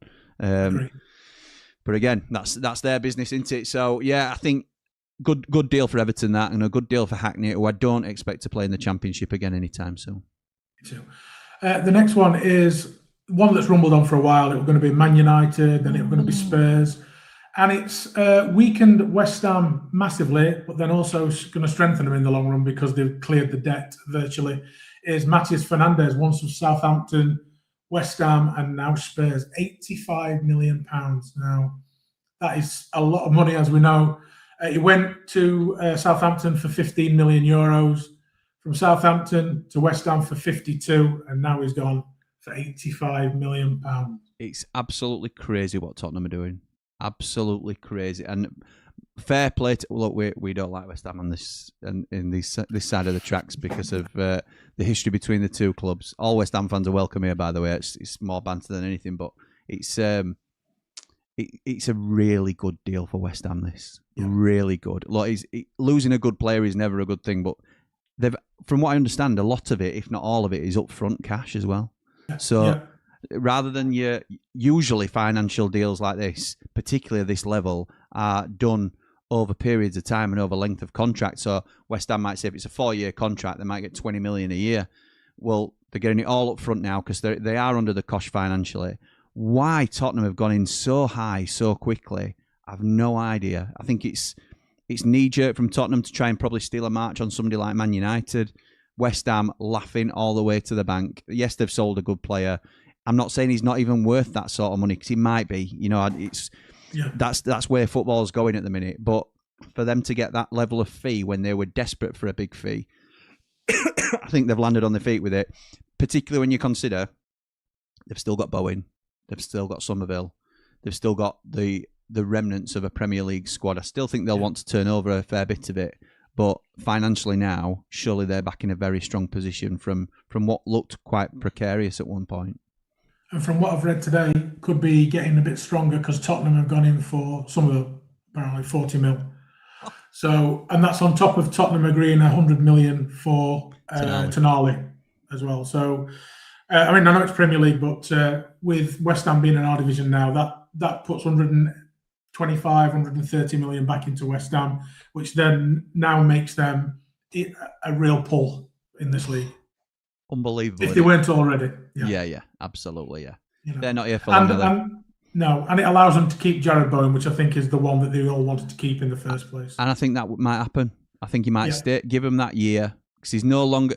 If he was still on the periphery of an England call-up, or it was a World Cup next year, I think they might have been in more danger of losing him. But because he's a West Ham boy, certainly been adopted there, and he's married into that culture. I was about to say that, yeah. So I think it suits him to stay if he can, and if he can fire him up to the Prem, which he's every chance of doing, he'll become a cult hero for years, won't he? So, I think it suits West Ham the way things are working out currently, and with Nuno at the helm, I think they're in a really strong position. Yeah, and a last one, just a quick mention to Macaulay Langstaff, who's left Millwall, who was the striker they brought in from Notts County, who was scoring goals in handfuls at that level. He's coming to the Championship, and unfortunately, I think he's only got 4 last season. Yeah, just found it hard, and he's dropping back down now to Salford, where he'll probably end up being one of those guys again who's knocking 25, 30 goals a season. It's a really good deal for Salford. I've seen a lot of League One clubs sort of like, what's going on there? How did they do that? We'd have been in for that. It's just a smart bit of business from Salford. I can understand why they've cashed in on him. He's not really done the business. Like you say, in the Championship, but it's levels, isn't it? That's what the game's about, and I think dropping back down to Salford City is he'll stand out, I'm sure. And yeah, it makes you wonder if Salford they've appointed the new manager from, I can't remember where it is. It's a foreign fella. Yeah, he is, from a. It's a punt, but he's come from good stock. I think it's a little bit like the Jakirovic to. Is he not? Is he an Aussie? I'm not sure. It's a bit like the Jakirovic to Hull, where it's a bit of an unknown quantity, but they'll certainly be hoping it can have a similar effect on them. So, and that's a great start. Macaulay Langstaff at that level is very, very good signing. There was one I wanted to talk about. The last one is Lewis Baker, and he's gone out of the country. He's gone from Stoke to Bursaspor. Now, Lewis Baker, one of them players that I've always thought should have been higher. Yeah, he's had the talent, and he's a good player on his day. He's unplayable on his day. Yeah, he is. He just doesn't have enough days. When I've told this story before, but I don't. It's one that just stands out from.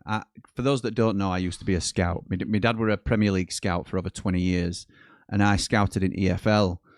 And when I was working for, I can't remember it might have been for Rotherham, it might have been for Bristol Rovers, but I was working for one of them, and I got sent to watch Lewis Baker for Chelsea's under 18s. It might have been at the time.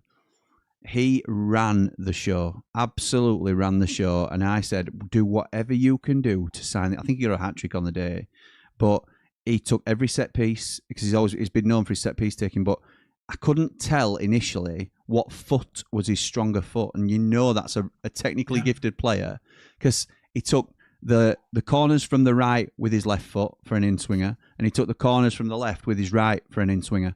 So you're like, who is this kid that's confident enough to do this?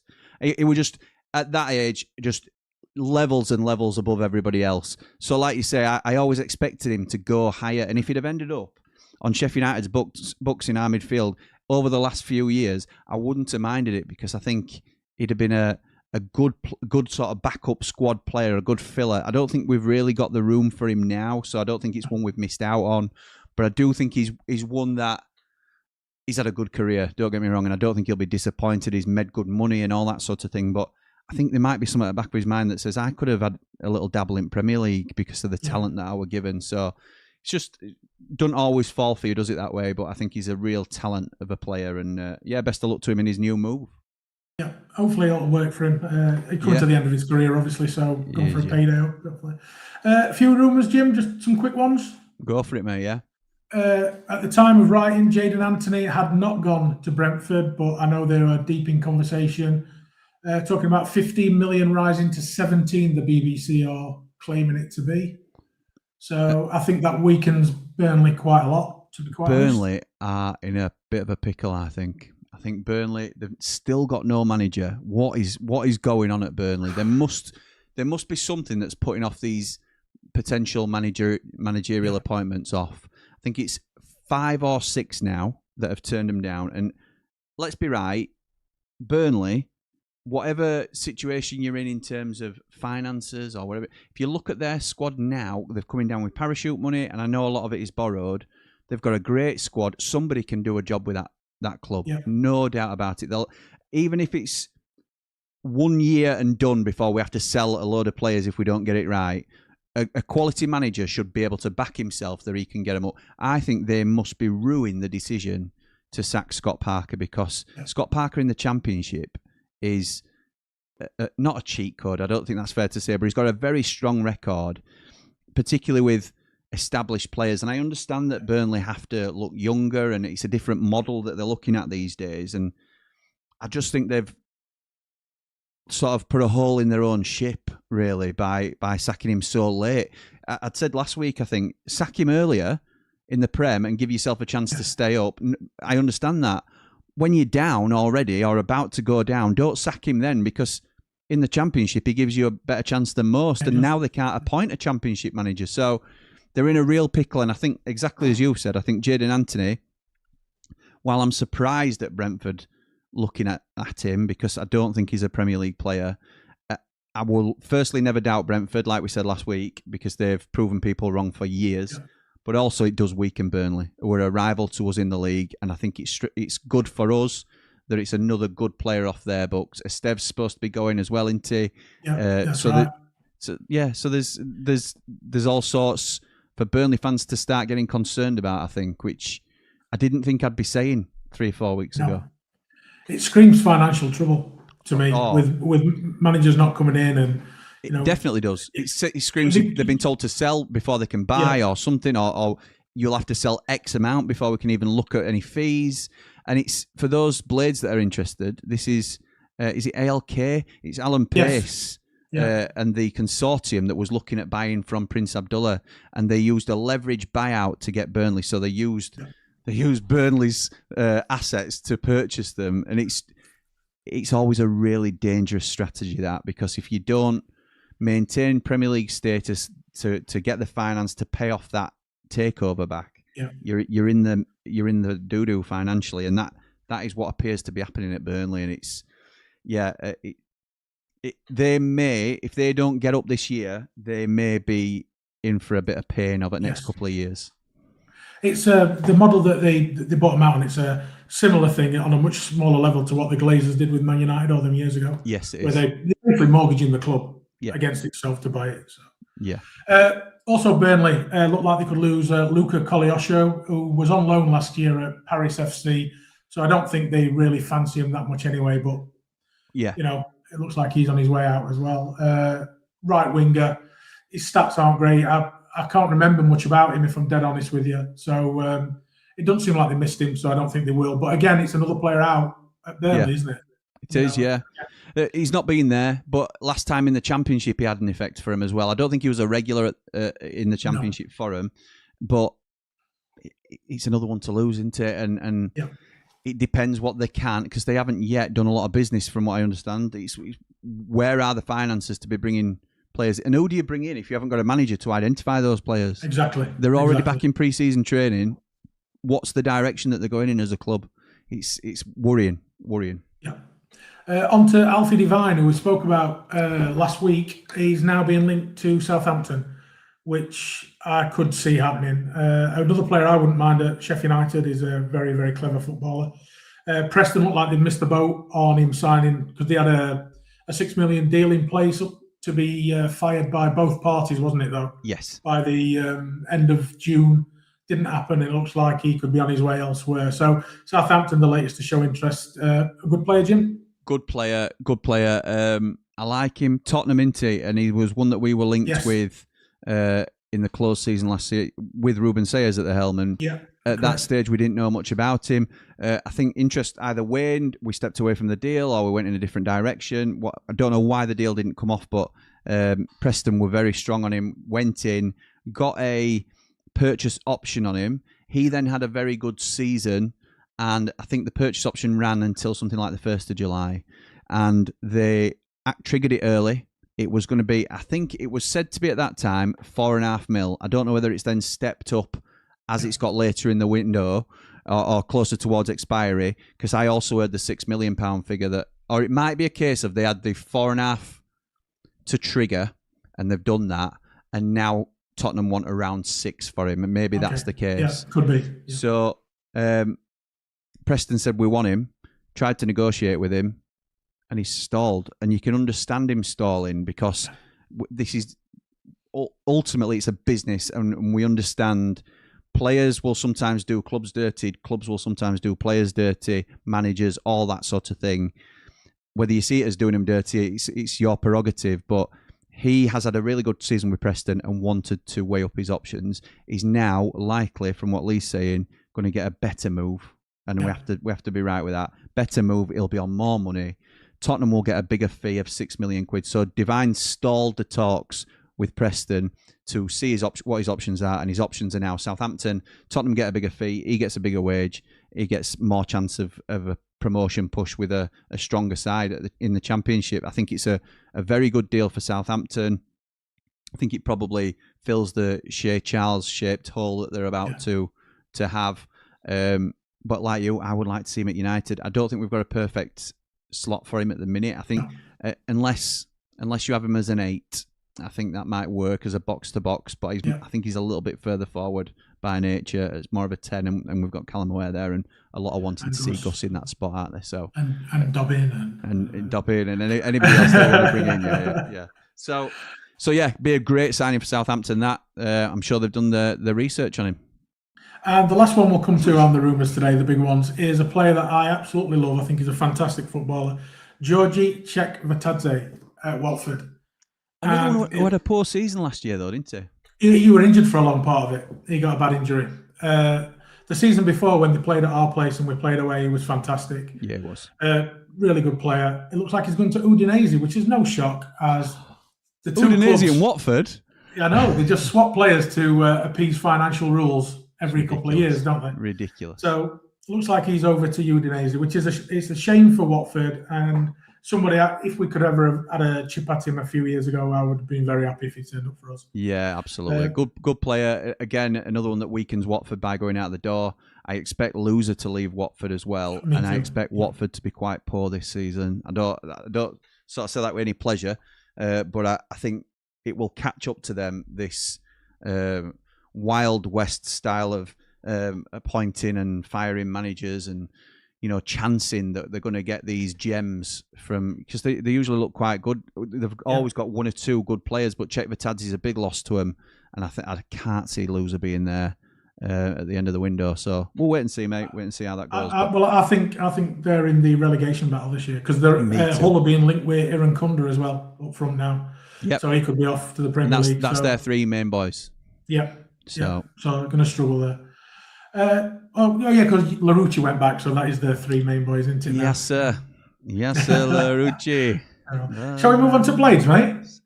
Let me just get these. We've only a couple since we last wound up, so we'll just get through the rest of these comments. Bean says, you just can't sell without getting anyone in. It leaves you with such a weak hand when buying. We've got to have balance. I pray we get 1 or 2 in this week. I think we will, Bean, and it's a fair point. It's a fair point as well. Buy early, sell late, loan late is the optimum strategy. It is, Blades Fumble. It's definitely the optimum strategy. It's the hardest one to do. You have to have flexible finances to do it, and we just don't have that at the minute. So you've got to be really cute with how you're doing it. We have sold Brooks early. Depends what we do with that money. If that's gone straight into the financial gap, then we might not see it. We might have to wait for other players to go. We might use it, hoping that we can then sell somebody else on afterwards. Again, it's a game of chess, isn't it, really, to a degree? And as Blades Fumble says there, Jim, that's the optimum strategy. And last summer, we did completely the opposite of that. Look at the state of us on the last day. Crazy.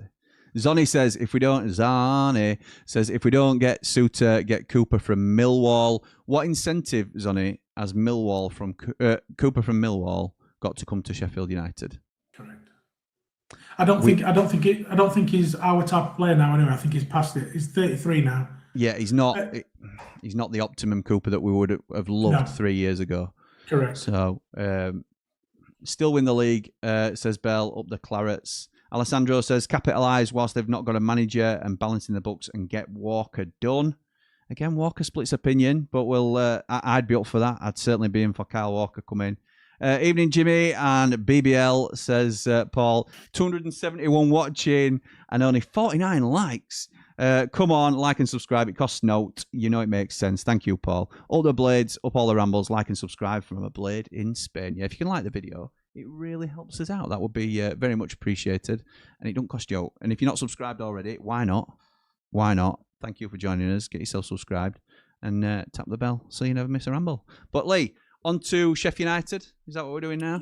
Yeah, let's go on to Blades. We'll just do our in. Shall we do our in? Because we've got an in. Let's do the in. Let's do the in. So we've re-signed Jairo Riedewald, if you're unaware. Love it. I love it as brilliant a deal. signing. I do.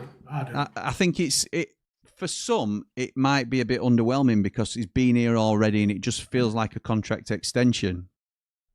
I can exclusively reveal, and that is to those that are joining us here live on the Blades Ramble.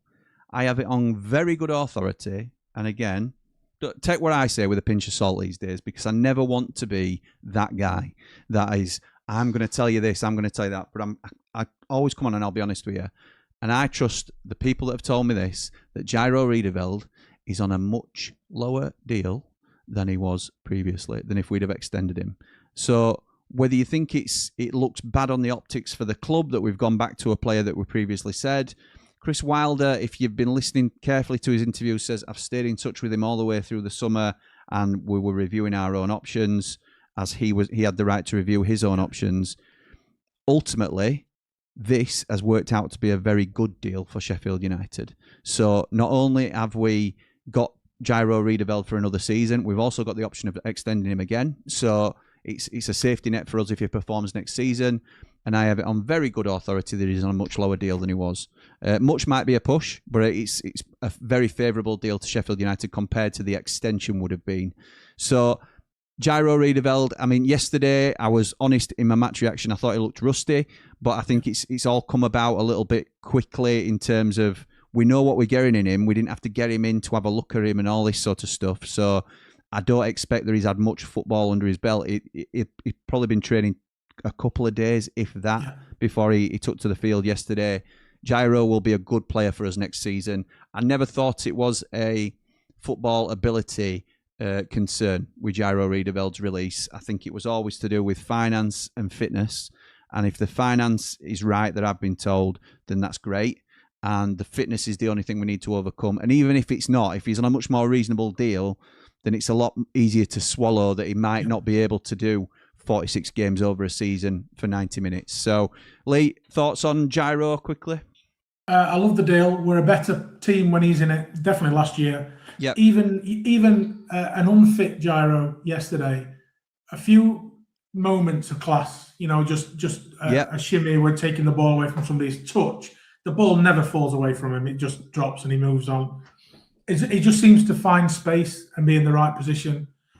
For me, it's a great deal, and we've got a +1 on him as well. So, you know, it's not just this year, which would have had with him anyway on the old deal. We've got the option to extend it again. So, very, very happy with the deal and glad he's staying. And what a very nice guy he is. Yes, I will say as well. Coolest man in the building, wherever he is, whatever building that is.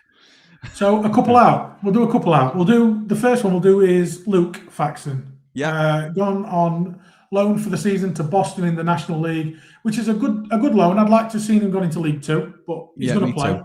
Boston in National League or National League North? National League. Okay, National League. Okay, I'm all right with that then. I'm all right. I'm better with it. So I'm happy for him to go out. We were lucky enough to spend 5-10 minutes with him at the end of season 2. What a credit he is to the club, first of all. Yes. What a nice kid. Told us about him wanting to go out on loan last year, but having to cover because of the injury to Coops, which was really unfortunate for us as a club. And he was ready to go and try, you know, and build his experience up. And I really hope it works out for him and he comes back and he is our next number 2 or in the end of the day, our number 1, because what a fantastic kid he was. To be fair, I would agree with absolutely everything you said. I would say the same about a lot of the players in terms of representing the club. we can come on here and we can criticise them and in their performances, or that we're not keen on this and that about the game. I think everybody that we spoke to, and I think it were nigh on every player, was great. Like, I had loads of time for the fans, and if anybody, I know it's an expensive do for a lot of people now, but if anybody like really wants to meet the players and stuff, I don't think you'll be let down by if you can make it to one of those end of season do's, because it's really nice to be able to mix with some of the footballers from our club, and they represent us really well. Luke Faxon, I rate as a good young goalkeeper. I haven't seen much of him in recent times, but I really hope he gets some good playing minutes under his belt there, gets some confidence of playing men's football. I thought it were National League North with Boston, so apologies to any Boston fans that are with us. I'm pleased he's playing at National League level. And the thing that we have to remember about National League is, which some blades may or may not be aware of, is there's no transfer window. So we don't need a third goalkeeper now to come in and be backup, because while Luke Faxon's in the National League, he can be recalled at any time. So if Devo or Coops gets injured, our third goalkeeper is pretty much there the next day. So it's a safe bet from Sheffield United. I think there's a chance that he performs well at National League and then maybe gets a half season elsewhere higher up. He may just be left to develop there all season if we see him as a very much a long-term project. But I'm really excited to see where he can go, because he's been a highly touted goalkeeper for a long time. I think it gets undersold, or he's not that well known, that when his contracts were last coming up for renewal, we had Man United and other really big clubs sniffing around him, trying to poach him, and he chose to stay with Sheffield United because he saw a pathway there. So it's exciting what he potentially can be. We've had players with high potential before that haven't managed to get through, but they can only get more of a chance of that with minutes, can't they? So, yeah, good move for Faxon. And then the one that has gone out as well, and he's gone out on loan with an option for them to buy him. Another guy I spent about 20 minutes talking to this guy, Alex Matos. And after such a disappointing season, as he said, and we all know from him, he was such a nice guy as well, and just wanted to be able to prove something and show his worth to Sheffield United and Blades fans. Unfortunately, didn't get the chance. He was, he had a go early doors, brought in by the analyst, and really not fancied by Wilder, I think we can honestly say about it. Never really got a chance. When he did play, didn't really do much, and I think we can safely say he hasn't got a future at Sheffield United with Chris Wilder by the looks of things. Completely agree. Wilder's made his mind up on him, hasn't he? Yeah. And I just think it's a good move for the lad. Get himself out there, hopefully do well, and hopefully get to restart his career. Yeah, he's gonna. Is it Turkey? Is it Gazette? Yeah, Goztepe in the top league. Yeah. Okay, so they have or are about to sell one of their midfielders to Kov, I believe, and Matos must have been the preemptive signing for that move to be facilitated. So if Matos does well, there's obviously been space for him created there to get a permanent move. I agree, really. I think he always looked like a trier. He wasn't one that you would that looked like he were half baked when he were doing anything. I think he always looked really committed and wanted to do well. You could see that, but didn't really take full advantage of the limited minutes that he got. To be fair, I think he could probably argue he had a poor hand dealt a little bit in terms of the opportunities he had, but he never really grasped it when he was on. So, like you said, I think the decision's been made. I don't think he'll end up probably playing for us again, to be honest. So, fingers crossed he can go and prove himself out there. And if that's what he wants and that's what the club wants, then we'll get a permanent move out of it in the end. And best of luck to him. That's it, and hopefully get his money back. And it's a big earner off the wage bill, isn't it? Yeah, he's one of those that was signed in a flurry of signings last summer under Ruben Sayers, and we're paying Alex Matos too much money. Let's be right, but not because he's not a good kid or whatever it might be, but we were overpaying to get these players that we thought were going to be real players for us, and unfortunately, he's not even for somebody who's hardly making a match day squad. You can't be paying him what we're paying him. You can't. So we'll move on to some rumours. Let's do it, mate. Yeah. So the first one is Luke Wolfenden, not of Man City, Jimmy, as I mistakenly put on the sheet earlier. Correct. I just left it on from Musaba, was it last week, or who was going to Derby apparently? Divin Mubama. Divin Mubama, yeah. Luke Wolfenden, Coventry City, centre half that we've looked at before, I believe. Sheffield United. Ipswich, yeah.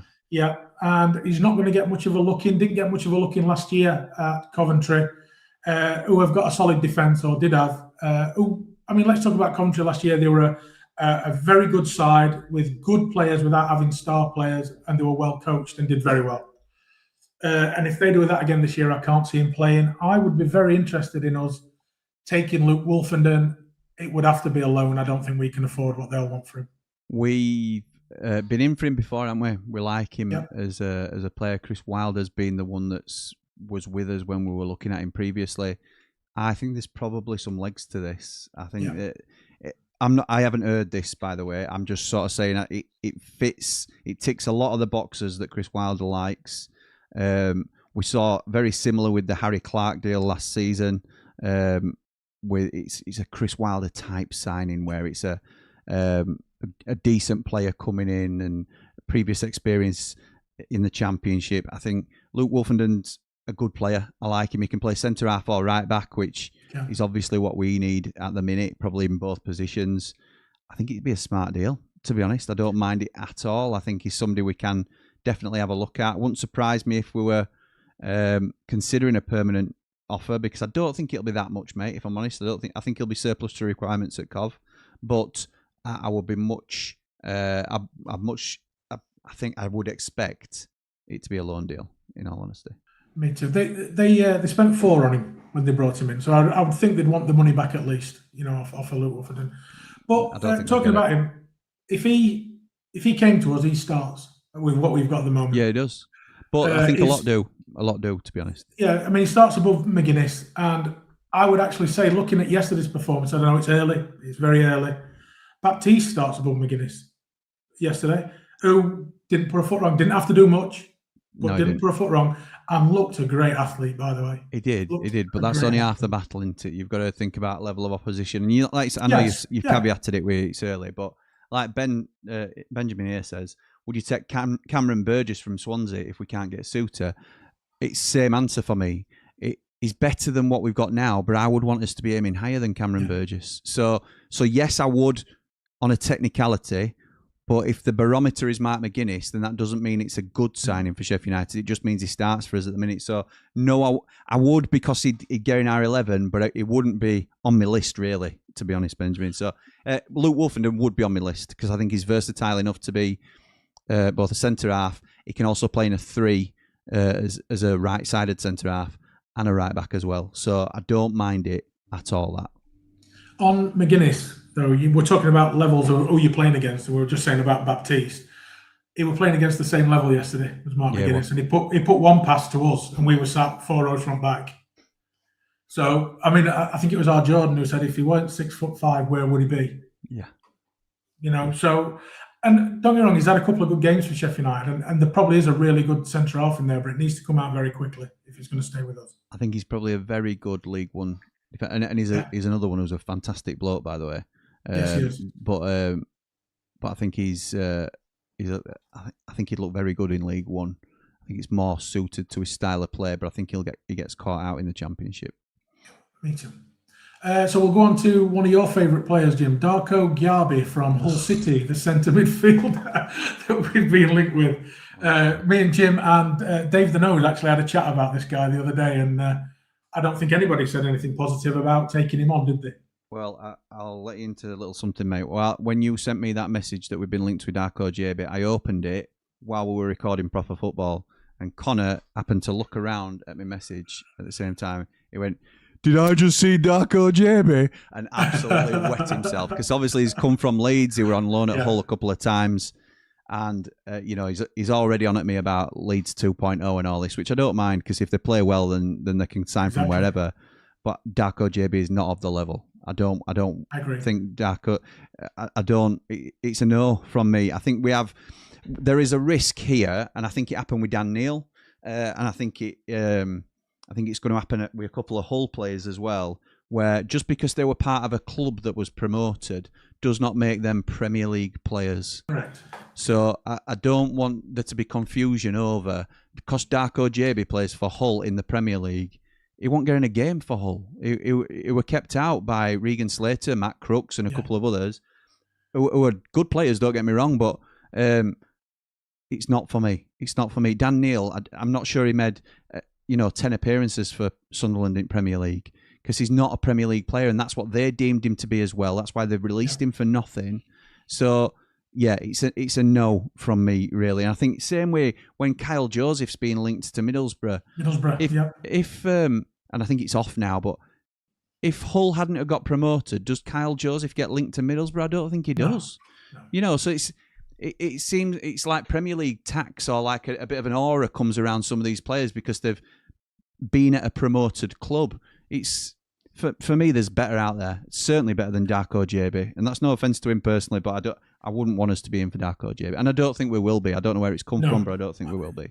That's going to be agent talk to try and get him out of Hull, because he's not going to play here at Hull. But the two that you did say, Regan Slater would get in our squad, and Matt Crooks would definitely get in our squad. A player I really like, Matt Crooks, even though he's the wrong side of 30 now. Yeah, we've talked about Crooks here. I think a few of us have liked him for a prolonged period of time. An experienced operator in the Championship and the EFL as a whole. Previously at Rotherham, scored a belter against us last season at Bramall Lane. Just a very good player. He adds experience. He's a good character. Wilder's worked with him before. Plays in the 10, can play further back.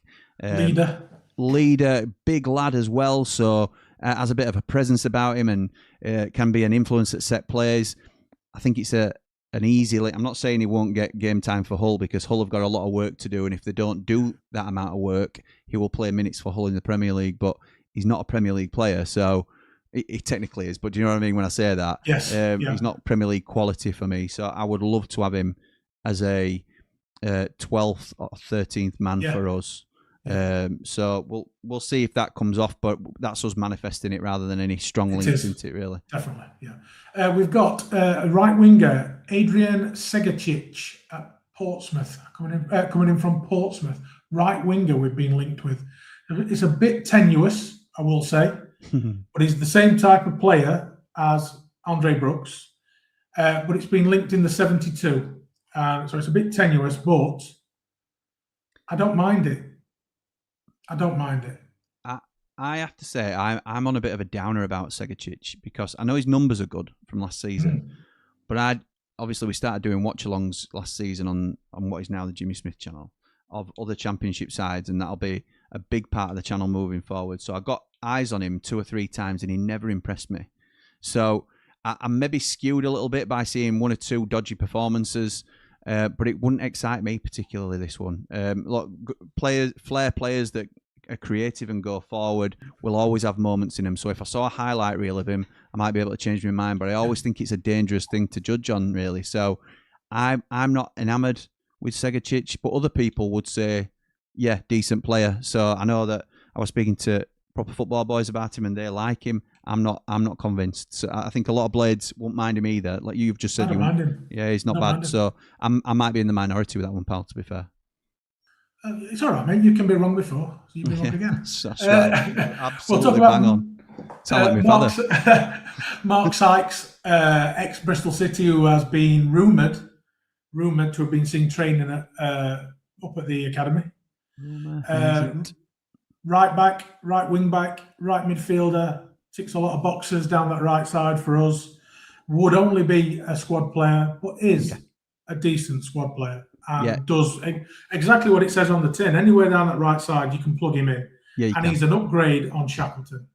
Let's be honest. I think that's it. I think it's a solid signing for the squad, and we need reliable squad men. And he's 24, 25? He's not old, is he? He's not that old. He is 28. Oh, he's older than I thought. 28. Is he? 28. But he's still that. But you'd still be happy with a couple of years on that, wouldn't you? Yeah, you would. You would. I think he's older than I thought. Right. Okay. I don't mind it. He previously at Bristol City, for those that aren't aware, and I think he'd been in negotiations and not been able to come to a contract with them. So he moves on. and he will get picked up by a championship club. I'm sure of it. It's just with us needing some support down that side, I think it'd be quite a clever deal for us to do. To be honest, I prefer it to some others we've been linked to. I'll be honest. 300 games over here in the UK, so 100 in Ireland and 300 over here. He's a good player. He's a solid player, as you said. Yeah, he's a solid championship footballer. Agreed. That won't be a problem. And the last one is one that a lot of people have been talking about already tonight. Seamus Coleman. It definitely splits opinion, and a lot are on the side of don't want him. But what I would say is, and I don't know personally, I'm not either side of anything at the moment. But what he does bring a lot of experience. And when you look at a young lad like Femi, if you can't learn off somebody like him, like Kyle Walker that we spoke of before. Yeah. But if Kyle Walker comes in, Kyle Walker plays. If Seamus Coleman comes in, he doesn't necessarily play, does he? But then that asks the question, why are you bringing him in? There's a lot of I get the cons with this one. He's 37. Yeah. That is the glaring one that people go, oh my God, he's 37. I thought he'd retired. I thought he'd retired at Everton. I thought he were coaching at Everton. And from what you were saying earlier and what I understand, he has been doing some coaching at Everton. So those are the things that will definitely set alarm bells with people. The thing we have to think about is squad balance, and something that I think is really important and gets often overlooked. I know you've talked, and it's not just about balancing out the old players with the young players. That's a very simplistic way of looking at it. Look at our right backs, and I'm going to exclude Jamie Shackleton for a minute because I think we'll be looking at moving Shackleton on if we can get some right back cover. We've got very young right backs. The oldest one we've got is Femi Siriki at 24, who is the oldest by a stretch. Then you're talking about Polendikov, who's about to go out on loan, I think, if he hasn't already. Sam Curtis, Sai Sachdev, Sam Colchin. Yeah. None of these have got an experienced pro in front of them. And Kyle Walker would have been ideal for that. But like you say then, Lee, it gives you a dilemma because you are bringing in a starter. And that's great for us fans who want it. But for the club as a business, they push their asset, Femi Siriki, down the pecking order a little bit. And Femi Siriki, who we're trying to negotiate a new contract with, will be saying, hang on a minute, you want me to stay, but you're putting Kyle Walker on in front of me, so how's that going to affect my development? All this sort of thing. By bringing in someone like Seamus Coleman, if it's true, and we don't know if it's true, I'm just trying to pad out devil's advocate a little bit. He is superbly experienced.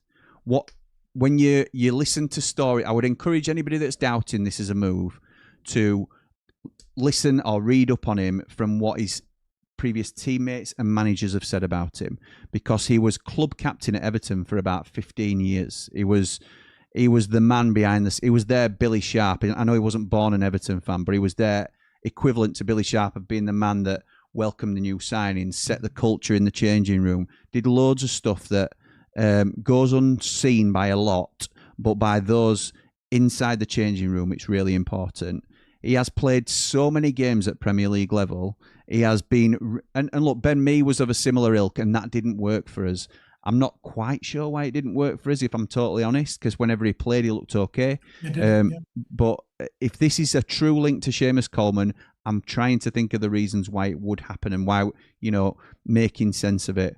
The one that stands out is the young right backs that we have need some support, really, by an experienced head. And if you get beaten in training or you get beaten by your man, or you do something, you give away a penalty, how do you recover during a game and not let that overwhelm you and stuff like that? There's all sorts of experiences that he can pass on. And the key is, could he still hold his own in the Championship, because he's been a Premier League player for so long? Could he still hold his own at 37, which is a big ask? We can't dance around it. It's a big ask. But he would be backup. It would be a backup to Femi Siriki. He's not coming in and upsetting Femi by taking his spot. He's there to back up, and probably I would expect to see him more if we went to a 5 and he'd come on like the right-hand side of the defence. I think it'd be more a shutting up shop, experienced head on, maybe even right of a 2 at times late on in games, just to have the experience of, let's just shut up shop and see this game out. So there are reasons to bring him in. I'm not saying I want this as a signing because it's not high up on my wish list, if I'm honest. But if he's gonna come in, firstly we'll support him because he's coming in as a Blade, and we want all Blades to do well, whether we assign him ourselves or not. And secondly, I don't know what I'm going to say. Secondly, I don't know because that's the only thing I've got. That's the only thing I've got. Let me jump in a bit. So, what do people think about Kieran Trippier going to Wolves on a 2-year? Yeah, isn't it similar? Isn't it quite similar? And we could get it, for free. I know he's a couple of years older. Yeah, I know he hasn't played as many games, but we're in a different pond, aren't we, than what Kieran Trippier's come from. So, I don't know. Like I say, I'm on the fence with it. I do see the pros of it. I also see the cons of it about the age and what are we actually looking for. But if we'd have offered Billy Sharp another year at the end when he left us, and we were all saying, well, he might only play 5 or 6 games, but he'll be great in the changing room. What's the difference? What is the difference? That's right. It's the same thing. Yeah. So, and who have we got? Who have we got that's captain material at the club? We always say this. He's a leader. Who have we got? If you take the armband off Jaff at the minute, who do you give it to? I mean, there's the most likely candidates are Siddy Peck, who's going, or most likely to go, should I say, and Arblaster, who's 22. Yeah. You haven't got a Harry Suter in there at the moment, but you could have a club captain of, whether it's in name or not, you've got a leader behind the scenes in Seamus Coleman who would, be the one that would orchestrate things behind the scenes. You can't sort of overlook the importance of these leaders on the field, really. I think it's what does Wilder call them? Culture carriers. Culture carriers. Exactly right. So, yeah, I think it's smart. I think I can see the reasons for it, and if they do it, I'll back it, even if I'm a little bit skeptical about the other elements that we would all be concerned about. So. We'll wait and see, mate. We'll wait and see. What it does say to me, though, Jim, is that if we're looking at Seamus Coleman, Kyle Walker is dead in the water. Agreed. If Seamus Coleman happens, Kyle Walker does not happen. Jack says, Wilder mentioned a couple coming in the next day or so. Yes, he did. Well, 24 to 48 hours, he said, which a lot of Blades have laughed at, saying that sometimes gets pushed back to 72 hours and then, all this sort of thing. Well, thankfully, we are still waiting for Jebison to sign that contract. So them 24 to 48 hours are Yeah, we are. I'm so happy with that one. That's a rolling contract. Zonny says, Cooper's 31. Okay, I thought he were around that age rather than 33, and I don't think Millwall will be as good this year, personally. I agree. I certainly don't think they'll finish third, but I still don't think he would swap Millwall, where he's now a bit of a legend and he's probably very comfortable living in London, to come up to Sheffield United, where we now can't necessarily outbid Millwall on a contract offer for him. Correct, yeah. He also says, saying Cooper's too old, but we're talking about Walker and Seamus Coleman, who are like 37. Fair. Walker, 35, but Walker is different gravy to certainly Cooper, and I would even say Coleman, to be honest. I would.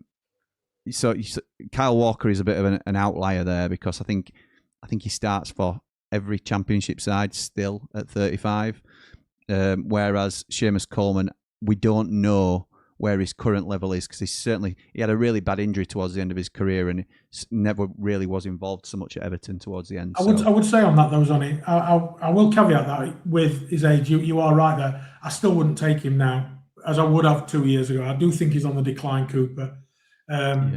You've got to think he has played a lot of games. Came from Reading, I believe, to Millwall all them years ago. Was a good player then. Has been a good player, but I just he's been a very good championship player, hasn't he? Very good. I just think he's on the wrong side of it now. And you're right in what we're saying about Coleman and Walker, and I would even say Phillips to that extent when we talk about Calvin Phillips. Well, there's levels to everything, and I've got a fly in here that's doing my head in.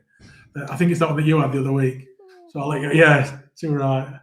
Papa Blade says Sam McCallum on corners, gyro, dark arts in the box. All we need now is big Harry Suits to nod the ball in, and we'll be the best set piece kings for a change.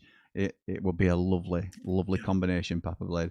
Rob, Sunderland fan, says, regarding Dan Neil, there is some quality there. It was unfortunate that we signed Xhaka, and then there were contract disputes where we couldn't come to an agreement last summer and never restarted. He was linked with Rangers last January, but they then waited until the summer so they could sign him on a free, he'll do well in my opinion. Yeah, you know better than me, Rob. It's just I always thought he was good at in the Championship for you, and it's not that I don't think he's a good player, and I'd have certainly taken him at Sheffield United. So I don't want it to be misconstrued really, but I do think there is a bit of a shine that comes with players because of the club that they're at. There's more pertinent examples like Ryan Brewster, who were at Liverpool and we paid an absolute fortune for him. If he'd have been at Fulham, would we have paid that amount for him? I'm not sure we would. So I think the shine of being at a Premier League club like Darko JB, he's not a Premier League player, even though he technically is a contracted Premier League player.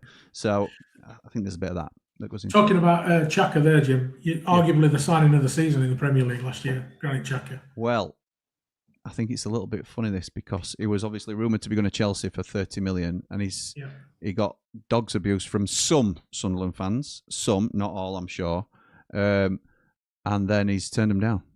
He's turned Chelsea down to stay with Sunderland. By all accounts, that was the latest that we were hearing. So fair play to Xhaka for turning Chelsea down, and it could have been reunited with Xabi Alonso, and a bit of egg on the face for some trigger-happy Sunderland fans who thought he was a bit of a sellout, and it turns out he's not, which will be great for them. Is Gerbic still at the club, says Dave? Didn't hear about him leaving permanently. Technically, yes, but I would be amazed if he ever pulls on a Sheffield United shirt again. I think if we can't sell him, because he's got a year left now, I think, if we can't sell him, it'll be back out on loan to let his contract expire and someone pay up his wages, I would have thought. So not seen anywhere in them training videos, has he? And you're not going to miss him at 6 foot, whatever he is. Not at all. Not at all. Interesting, because last year didn't he get a couple of games in pre-season for us, just while Sellers had a little look? And even Sayers bombed him out, didn't he? Yeah, well, and that says everything. Jack says, evening lads, Burrow's linked to West Ham again. Personally, I think we're being too harsh on him over one season. No point bringing in a player just to sit on the bench. It won't improve us and won't push Femi. Femi needs to earn his place. Adtech Coleman, says Luke, as backup to Sariki. 17 years Prem experience, but only if he's fit. Yeah, I think that's fair. Femi is there by merit. We need to bring in someone to challenge him, says Jack. That is, again, we all want that. I want a better player than Femi Sariki to come in. I want a better player than every other player that we've got in our positions. But firstly, it's not always realistic, but also you have to think about the overall. And when I said balance of the squad, I mean the morale of the squad as well. So if you bring in somebody, if you spend a lot of money on a right back or bring in an expensive loan at right back to play them, why? For one, because it's not a position that we're desperate for, because Femi is one of our better players at the moment, or one of our most settled positions in terms of starters. And also, you risk upsetting a player who we are negotiating a new contract with. We want him to sign a new deal and stay with us. And if we're bringing in players in front of him, then he's less likely to do that. So there is a bit of a tactical element to it as well, Jack, in terms of how you play your cards. It's not that I don't want us to improve in that. I want us to improve in every position, like I've said. And but there's other positions that we desperately need attention in, and that's why I would use the money elsewhere initially than on a right back to compete with. We need a backup right back as a minimum, because I don't think Shackleton's up to it personally. But I don't think we need another starter at right back. Kyle Walker is the closest thing we will come to, and I think that's more because it's an opportunity rather than a positional thing. I think it's seen by a lot of Unitedites and probably the club and Wilder that if we can bring in a player of this quality, we have to do it, because he's a born blade and he wants to come, and he is a level above what we have. I think that's the only reason we're seeing Kyle Walker's name linked, not because we're desperate for a quality right back. So that's my thoughts on it anyway. He's a leader and we're missing that, says Jack. Don't disagree. We do need leaders. Any chance we could sell Shackleton now he's on the pitch, says Papa Blade. I think last time he was on a pitch was pre-season last year. Super show, lads. Love the rumours. Thank you, mate. So you've got to have a willing buyer. That's the problem, Papa Blade. A willing buyer. I think, excuse me, we'd probably let him go with no fee. We signed him for free. If somebody wants to take him, but he'll be on an half-decent wage as well, I think. So that might put some off. Again, it screams of somebody like Eke maybe coming in and getting a job out of him. Scott Eke needs a right back. Yeah. Coleman I say that for every player. I say that for every player. Eke needs Coleman won't be cheap. He'll command a big wage. And is that what we want to put our money in after getting rid of high earners? We don't know, Scott. I don't think he'll need. I don't think he will want a big wage. You know, I think this is his foot into coaching as well as playing. I think he'll not be on a massive money, but he might be on a big if I play money type thing. You know, if your appearance fee. Yeah. Jack says Wilder's 24 to 48 hours is like 2 weeks in United terms. Yeah, it is. I wouldn't entertain any of these. If we're going to be paying someone big, it has to be Suter. I'd agree with that. I don't think you'll get any arguments from us on that. And Rob, the final comment, as it stands, says, our owner basically said to Chelsea, Xhaka is not for sale. They tried to lowball us by offering 8 million, half of what we paid. And that's really annoyed the owner. It annoyed me too. I heard there were... it must have been Sunderland that said, no, give us 30. And ultimately, Xhaka's basically said, I'm not going. So, I'm not leaving. I'm not flipping leaving. Family channel. So Lee, thank you so much for all that prep you've put in tonight. We have gone probably longer than we've ever gone now. Just 5 minutes longer than before. Longest ever. Yeah, it's now 8:05. So thank you to everybody that's joined us a lot of you have joined us for the full shebang. So thank you. I really appreciate that. I am gonna wind down now and go to bed because I am back up at 12:30 for a watch along at 1:15 for England versus Mexico at the Azteca. Myself and Russ Bradbury will be here with your live commentary over on Jimmy Smith EFL. Lee, any further comments before we get off, mate? Yeah, just a little plug for Platinum Ramblers, actually. If you haven't seen Ramble News, there's a new show coming in a couple of weeks that is only for Platinum Ramblers behind the paywall. So keep your eyes out for it and get yourselves involved. Thank you, mate. Just to correct slightly, all Ramblers will be able to watch it. Similar rules to 90 After 90, where Platinum Ramblers will be able to call in. So yeah, it's a new show that we're after. There are going to be some changes to the Ramble, but again, everything we do is trying to improve things and tweak, and if something works, then we'll run with it. If something doesn't work, then we'll change it. So your feedback on shows like this and things like that is really important because we want to put out stuff that you want to see. So thank you to everybody for joining us as always. But for now, come on, you red and white wizards. Pop the pre-season blades!